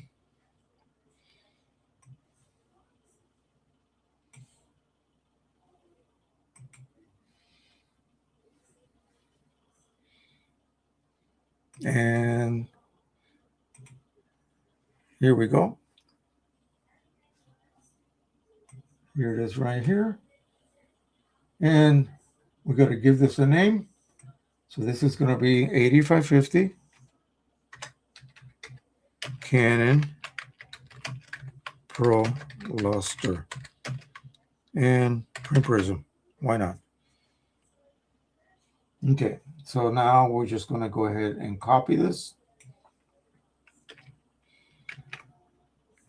Send it to the folder, and we will scan.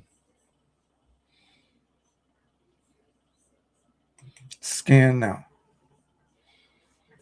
And I'll do the preview. Okay, you don't have to do the preview, but I want to know how straight it is or how crooked I put it. That's better than most times. Excellent. Okay, you're going to check everything. 8550, nothing here. Color, photo mode, scanner, reflective color, and of course, none. And boom, and scan. So to scan, say, a triple sheet with a total of 1,600 color patches in my i1 Pro software will take me a good 20 minutes, let's just say, if I do it carefully. We just did one scan, in a matter of like 25 seconds. Second scan, another 20. So maybe a minute and a half total time to scan this.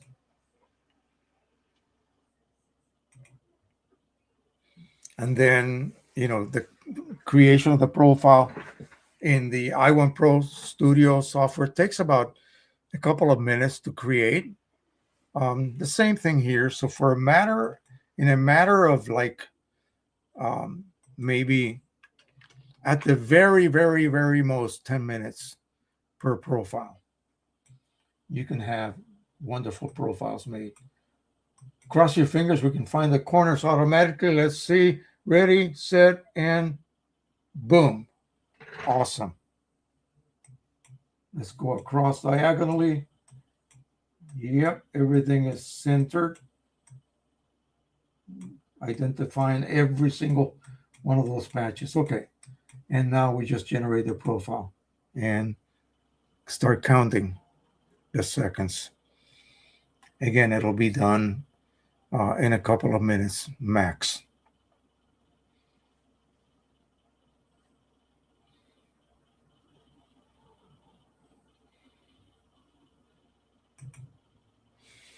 I have made over 30 Print Prism ICCs on 3 different printers, and various photo papers with great results every time. I'm thankful for Print Prism, quicker and easier to use. Should be printers. What do you mean? Oh, should be printers, not print. Okay. I gotcha. How often does your Pro 1000 require a cleaning cycle when you print? Every day. Every time you use it, if you don't print daily. Once you get past that 24 hours, it's going to do a cleaning. How often do you need to refill your OEM inks? Occasionally I get, like right now, I got to top off 2 tanks because I got the little white lights on my sensors. I'm using a sensor system. All of my cartridges have disabled chips. Photo Nikon says, I use Epson cans, Staples, Ilford cans, and Red River paper on all my printers. I have EcoTank 8550, 15,000, a Pro 1000. I use all papers on each paper with great results from Print Prism. Wow. Well, there you go. What else can you say? I only have to refill Photo Black, Gray, and Color Optimizer Chroma Optimizer every 7 weeks.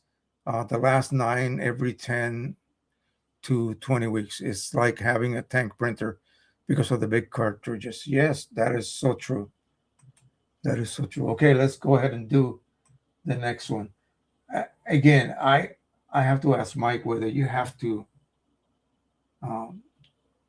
do this every single time, like restart. Oh no, it's not done yet. Sorry, my bad. It's still scanning. So this must have been a very intricate one because it's taking a little. Okay, it's done. I was going to say it's taking a little longer than normal.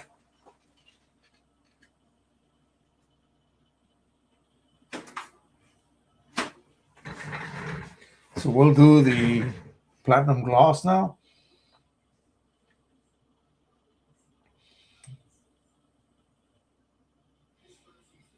Let me see what happens. Okay, let me just write down platinum gloss.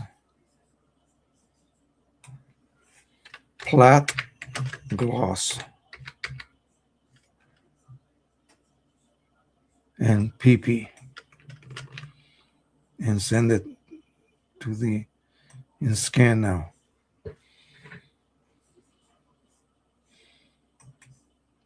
Preview. Let me see what happens if I don't remove the previous one. Usually I just close it and then reopen the program. Let me see if I can just continue making profiles that way.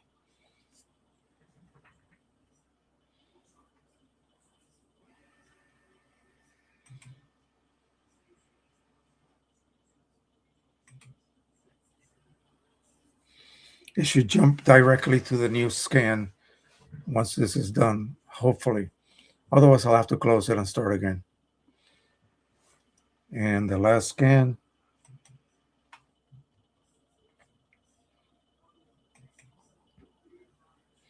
And then we'll send it to the folder with all my new scans.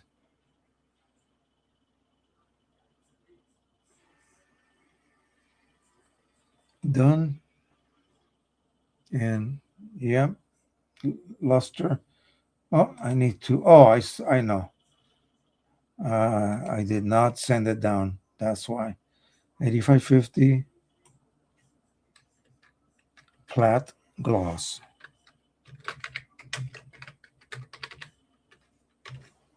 There we go. Yeah, so it removes it. Good to know. Good. It's a little crooked, but that's fine. Let's see. Come on. Find them all. Find them all. Boom. Excellent. So we've been lucky with these last couple of profiles. Yeah, this is good. We'll create the profile. I tell you, you can machine gun these, I tell you, and end up with a series of perfect profiles, super accurate, high gamut. Oh my gosh. Okay, let's load up some of this paper. I got my luster. We'll do the luster first, and then the platinum gloss. We'll get a good image that I can sort of push the system, if you will. This is the luster.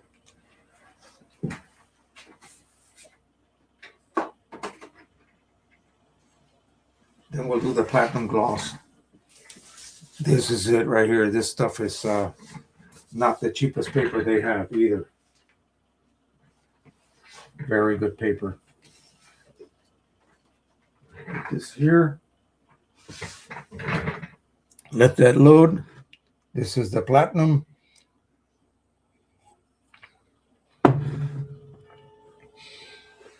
Okay. Then we'll end up with the sublimation of the 2-inch by 3-inch or 2 feet by 3 foot prints that will go in a modern type room environment, miniature that is. And I come up with a beautiful way to present these. I'll have to show you next week. And I'm only going to make maybe like a couple of small batches of them. And we'll see how they sell, because I'll have to price them to like $35, $38 each, the way they are going to be presented. So, and I think this month we have a show. No, we have a meeting. I'll have to pay the table fee. The girl that would handle that was not here at the last meeting. Actually, we didn't have a meeting due to a snowstorm. The previous one, not this big one we just had. Schools were closed for a whole week, I'll tell you. And I think in some areas there'll still be some closures. We are going to be open. So, okay, so this is done. We can say goodbye to Print Prism until next week. Thank you again, you wonderful paper profiler. 8550. We're going to use the ultra premium paper luster first. We're going to correctly apply the profile we just created. Date, it should be one of the last two here. So luster and then platinum gloss. So luster first, relative. We're going to need a border. I think I still have 1/2 inch here. Let's see, what else does my friend have here? Now, this is kind of a very fantasy looking image. I don't want to crop it. Whoa, that is crazy. Let me keep looking. Yeah, we just love that one.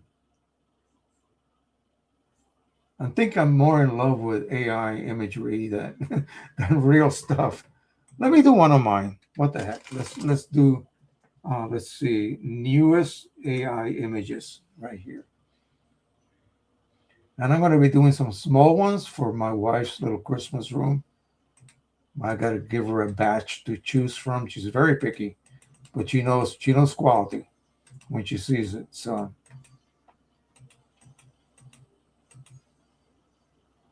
okay, so we might make one of these here. These are sort of realistic looking, and I want something with color.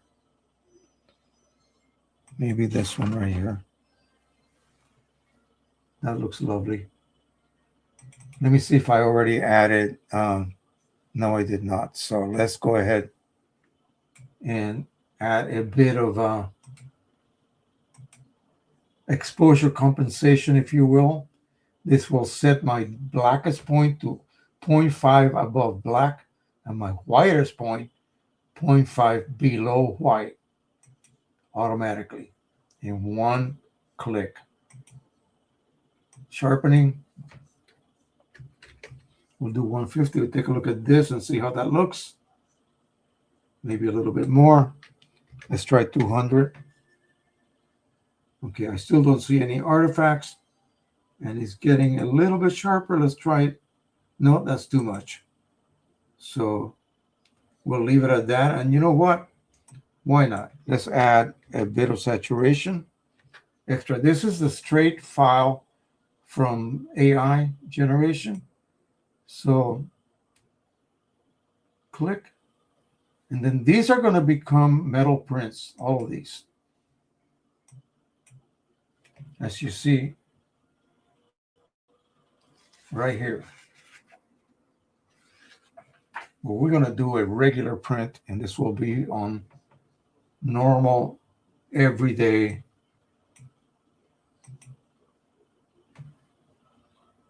luster paper.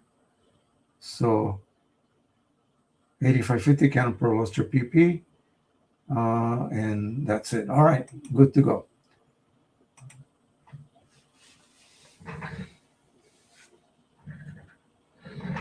And I'll do the same one. No, I won't. I'll do another one, another image on the other paper. Why not? I want the one with the little boat on it. This one right here, possibly. Oh, actually, I got several with a boat. That looks good. That's like at a higher altitude, a viewpoint. Oh, that looks nice. Yeah, these are going to be good metal prints, mini prints. People are going to love these.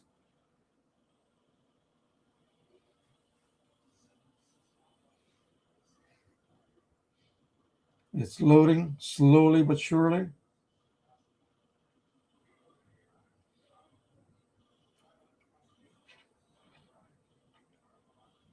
Imagine, for instance, and people may criticize the use of AI, but what do you normally do?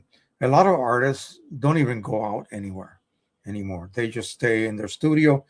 They imagine, they have a photograph from someplace they were at, ages ago, and they will draw. They will do the charcoal or pencil drawing first, and then do the underpainting, and then on top of that, do the final application of colors. And they're basically reimagining what they remember seeing, or when they go to a location. Again, your eyes are photographing the scene, and your hands and your brain and your eyes again are, interpreting what you are seeing. So it's not a photograph. It's not a perfect match. I see no issues with generating images if you're going to sell them as such, and you need to tell people these are generated images so they know.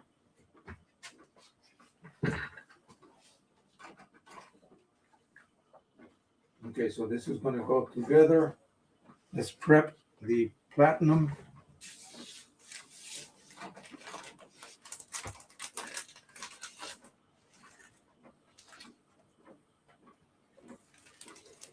Yeah, this paper is thicker, absolute beautiful gloss. Next week, I'm going to be showing you guys the transfer paper, this stuff right here,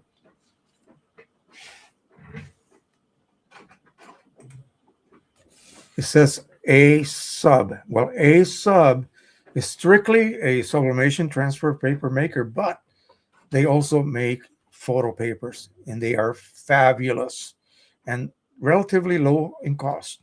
Okay, so we're going to be trying A sub photo papers next week. Okay, we'll make some profiles for them for the 8550, maybe the Pro 200, maybe the Pro 1000 as well, and we'll compare them. We'll make some profiling.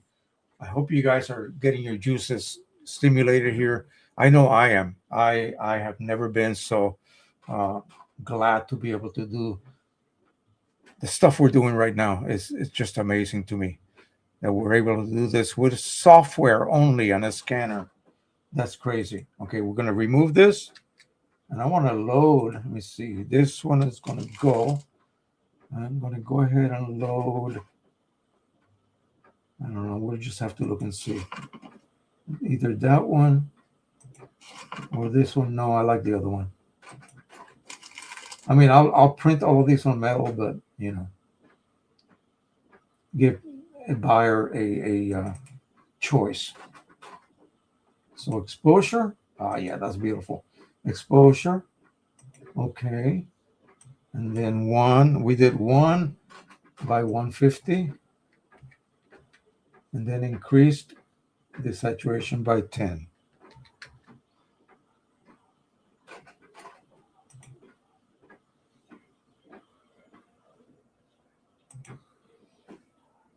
Okay. And now we just look for that profile and that paper.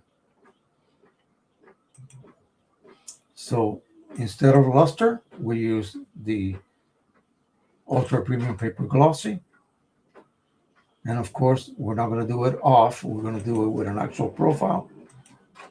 Search. And because we just made these, they got to be at the very top of the list right here. Gloss, platinum gloss. Okay. And print. And yes, yes, and yes. Good to go. Let's take a look at this. Oh my. It's mind-boggling, folks. It is truly mind-boggling. I'm going to go ahead and try to do this a little bit different here. Let me see which works better here.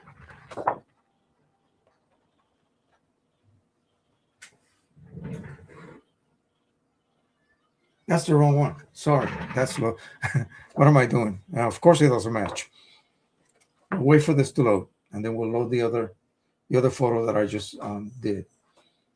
The one I previously did. Let this load, finish loading.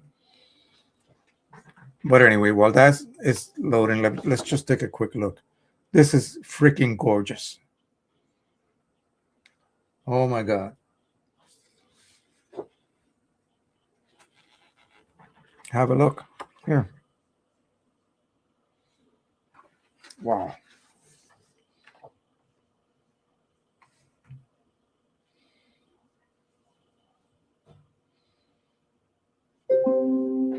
Okay. Let me load that other one. Let me find it.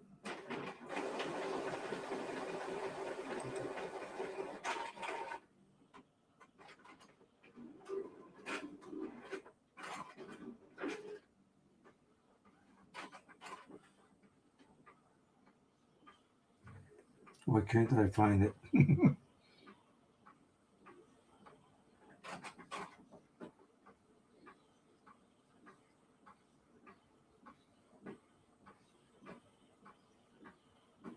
Where the heck did it go? Okay, here it is.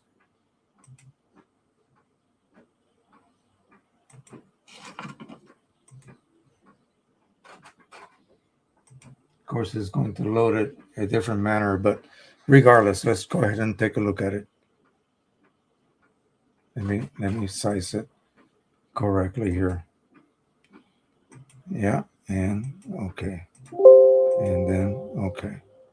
And then okay. There we go. Okay. So it's still gonna load it, I'm going to remove that cropping. There we go. Finally. Okay, now let's take a look at me. And that, hopefully we can see it. Is that the right one? Yeah.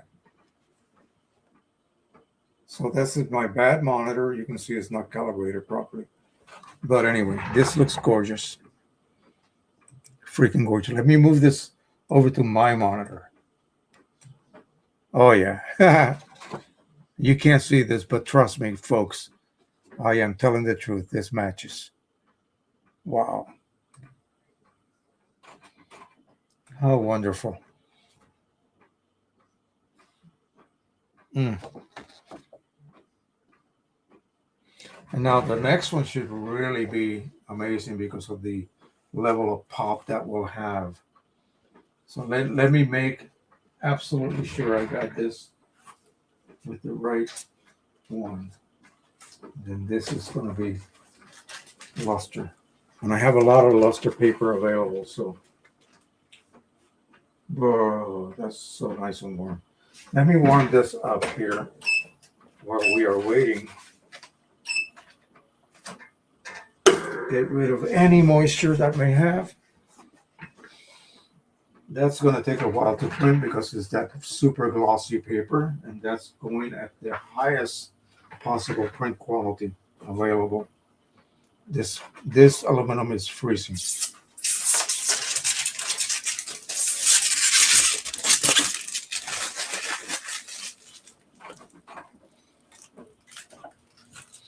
This should fit just. Oh my, that's gonna be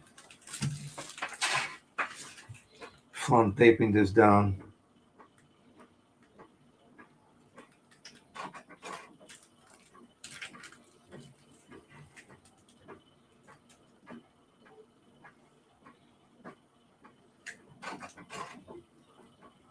I'm gonna get that as perfectly aligned as I can.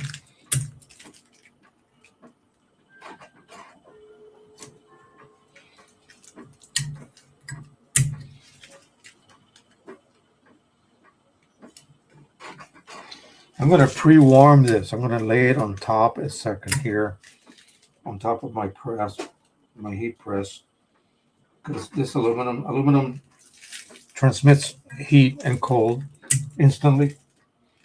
So let me just put this right on top here. It's not going to sublimate, but it's going to be a little warmer than it needs to be. Okay, that's good. I'm going to lay this here just for the time being.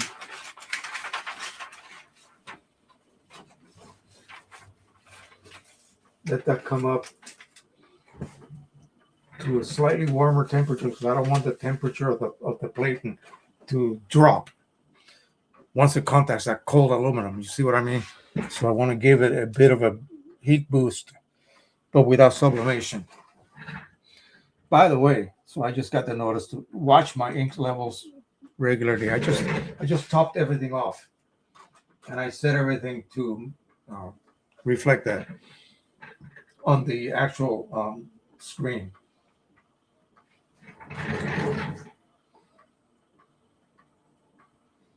That's absolutely gorgeous. Absolutely. Okay, this is nice and warm now. Let's press this. I'll take a peek at this.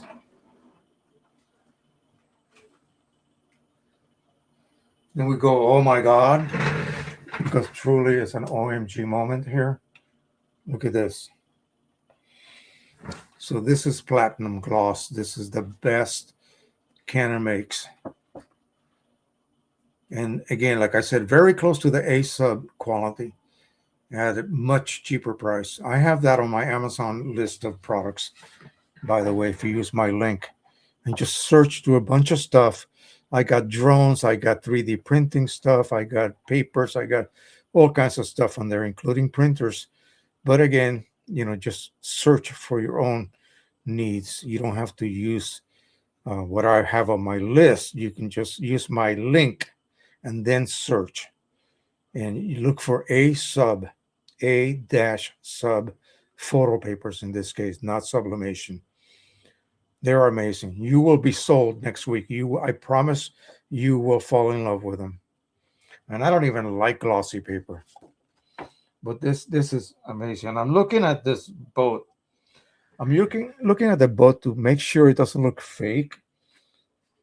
And the scale perspective seems to be okay. Here's a little dock right here. So this little island is not really an island. It's more like a extension of the shore. And I wouldn't mind living there. That would be, as long as I have a place to go shop when I need some food, of course. Here we go.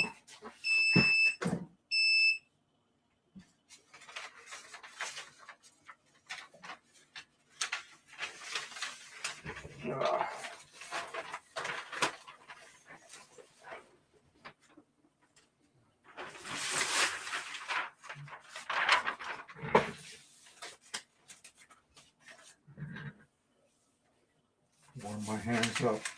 Burr. Okay.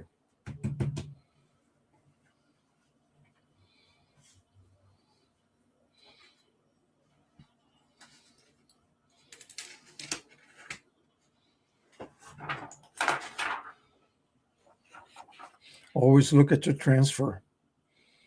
You see how everything has evenly been removed. There's only like a ghost of the original image. And you remember it didn't look that great, right? It looked kind of odd and faded and not really accurate. But look at this.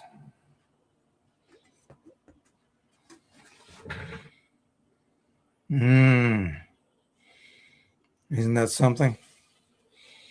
So I'm going to have quite an assortment of images here to finish. I'm going to finish them all this week.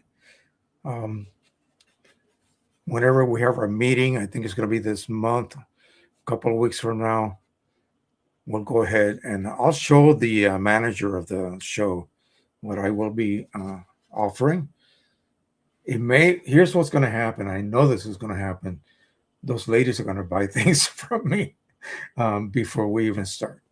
And that's what they have already pointed out, because they have seen some of my preliminary work. Okay, so here is the one we just made in platinum. So platinum would be the only paper that I can consider almost being a match to this kind of quality, this kind of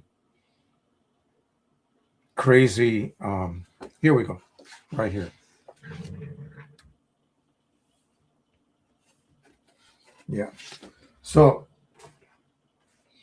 now all I have to do is use my trimmer. I have it right here, but I'm not going to make you watch that. I'll do that afterwards. So I hope everybody enjoyed today's little get together. I know I did. I'm a little cold right now, but I got to heat up my coffee. Doesn't even last 20 minutes before it starts getting really super cold. This is almost refrigeration cold. I'm not a known cold coffee drinker. My wife loves it, but I just don't. So there you go. I didn't make, let's see, my latest mini metal prints. We did that. So I got some things for next week here. I'm going to bring down some of my work, the latest stuff that I have made for miniatures, show you guys that. And you don't have to do something like full scale. Imagine something at that size. Could be a business card, you see. So if you're making metal prints, you might as well make metal business cards. And I've shown you those prior. You've seen those. On the back of my metal prints, I load one of these. I attach one of these in the back. Oh, here's one. Here's one of the business cards. And when my friend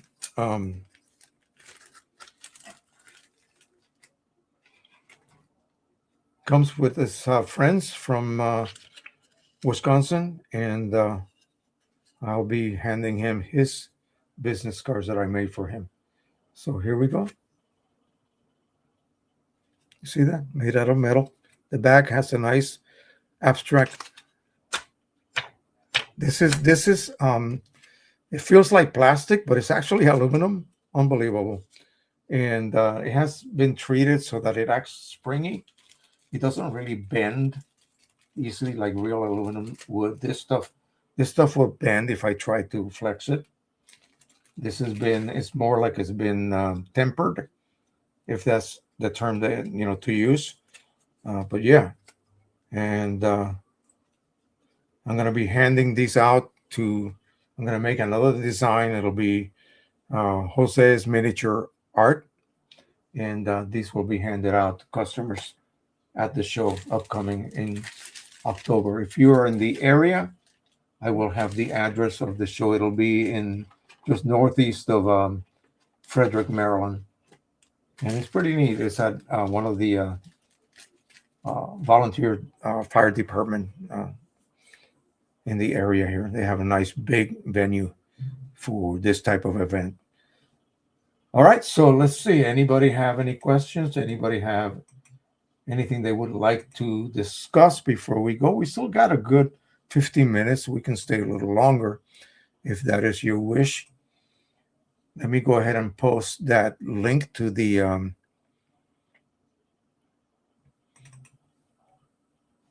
Do-All app that my friend Mike Chaney made for me. Very simple. I can never remember it. jtoolman.netlify. There it is right here. jtoolman.netlify, netlify.app, A-P-P, and then /. And all you got to do is post that on your, load that on your browser. We'll just jump right over there and then click. Just load it, click, and it takes you right there. So here we have Keith Cooper's video channel. I really like him a lot, so I don't mind promoting him. I'm sure he doesn't need my help, but there it is anyway. This is my YouTube channel. You click on that, it will take you right to the YouTube channel. And there we go. This is a Facebook group. And there you go. You can join. This is QMH Ultimate Windows. And there you go. QMH 1. And the discount links are there. So you're going to get 10% discount. The same thing with Windows Ultimate. Red River Paper. This is the link you would click on. And then whatever you buy will be credited to me as a small percentage of the sale. CLI card 3D printed holder. This is Mr.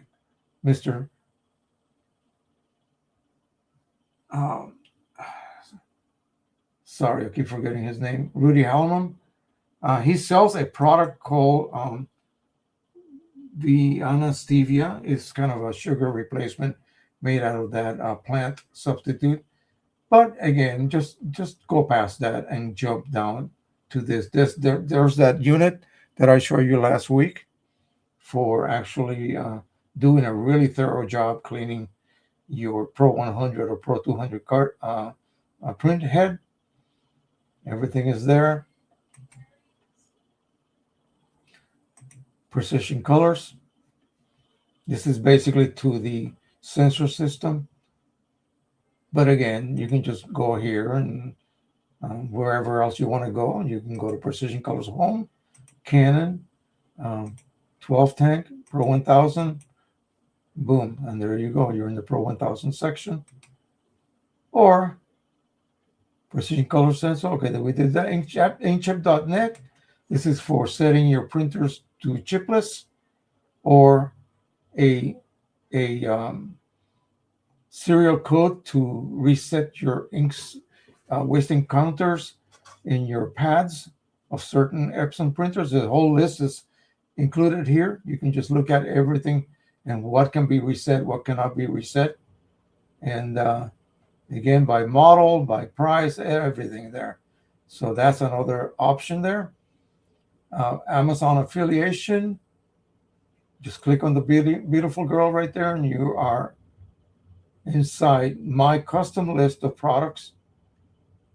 Again, lots of things. Some of these may or may not be available yet. I need to update this, but lots of cameras. The cameras that I tend to utilize are not your super professional level cameras. Here's some papers, lighting, equipment for different things. Here's an X-ray color checker card, and you name it is here. I got to go back and make sure that I remove things that are no longer available.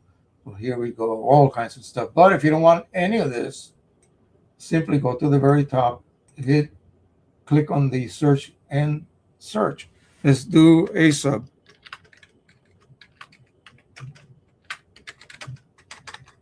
A sub photo paper. There we go.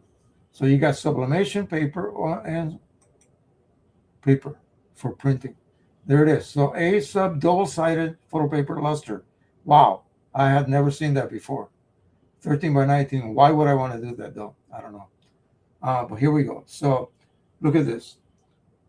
8.5 by 11 photo paper. This is really outstanding satin. 18 bucks. Glossy. This is really good stuff as well. You'll see. You'll see next week. 19 bucks. Be careful with these stupid reviews, okay? A lot of them are fake, especially these. And these are people that don't know what the hell they're doing. Guarantee you. You will see me use it, and then you make your determination, okay, whether you would like to try that. I highly recommend it. And last but certainly not least, Rick Johnson. eBay site with all of the goodies that you will need as a refiller and other things, including wasting cartridges, lots of different accessories, resetters for these very same wasting cartridges, chips. If you don't want to reset, you just want to replace the chip.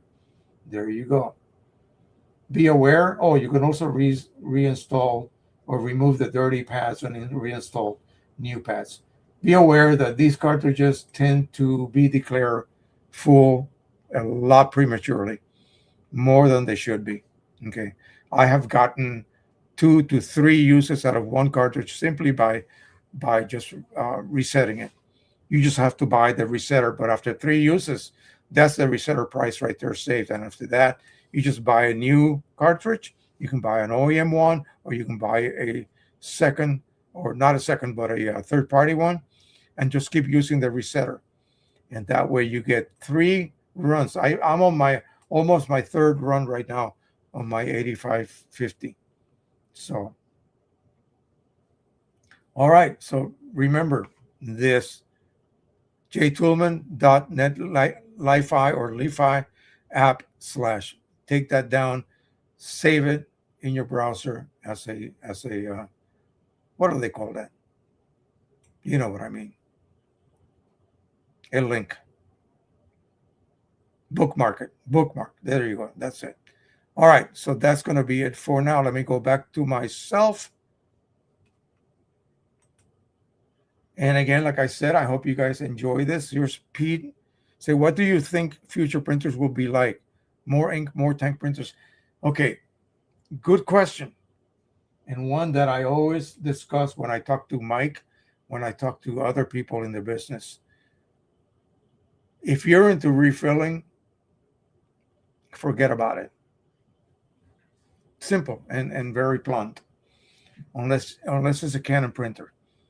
Canon, I don't think it's ever going to disallow you to disable a chip. And they make their cartridges so that they are very easy to refill. Unlike Epson. If you're an Epson fan, more power to you, but you're going to be using OEM inks. And I applaud you if you can afford that. You'll get the best results possible. Actually, outstanding results. The printers are excellent, regardless of what people say about the feed or whatever. It doesn't matter. That's not nothing to do with ink and how that ink is able to reproduce an image as accurately as possible. That's a mechanical issue. I'm talking about your results that you get, but they're not going to allow you to use third-party sources any longer here in this country. In Europe, yeah, you can. They have different laws. So China will continue to make chip systems or refillable cartridges for them, but not here in this country. So consider that if you are going to be buying an Epson printer and you're selling your work, you're a professional, then by all means, yeah, you'll do absolutely beautiful work, and it'll be a perfect way to go, a perfect choice. Canon, on the other hand, again, similar if not identical results, but they're a little bit more liberal in the way they allow you to choose. So they sort of block you, but not entirely. So that's why we're able to, on the Pro 1000, to use third-party inks. The cartridges can be refilled as they are, okay, via vacuum and pressure, negative pressure, positive pressure, with a big syringe. Push ink in, pull the plunger back, create a vacuum, push more ink in, create a vacuum, push more ink in, and so forth. Of course, you'll be using 3 hands. You sort of need 3 hands for that process. So we just drill a hole and refill the cartridge that way, and then reset the chips. Not reset the chip, but disable the chips eventually.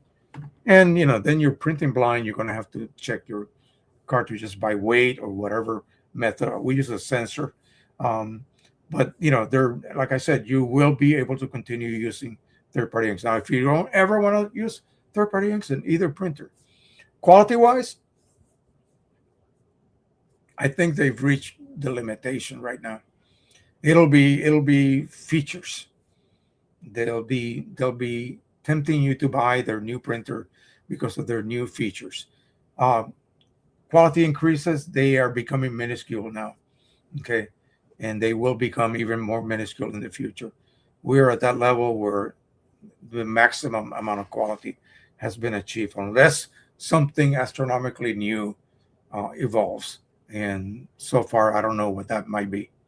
I don't think there's anything that I can even come close to saying about that. Okay. So we don't know. I've asked Mike Lee, I've asked other people, and they're at a loss as well. So, all right.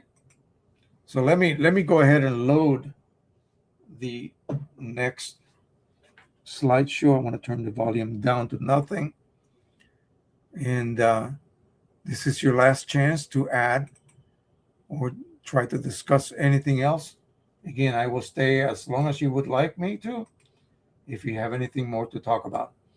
If not, then I thank you so much for having yet hung out with me. I don't know how cold it is where you live. Where I live is cold as can be right now. And we will see what okay, so we saw that. So again, until the next time, of course, as always,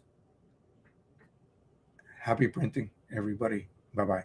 And keep an eye out for any uploads this coming week. Bye-bye, everyone.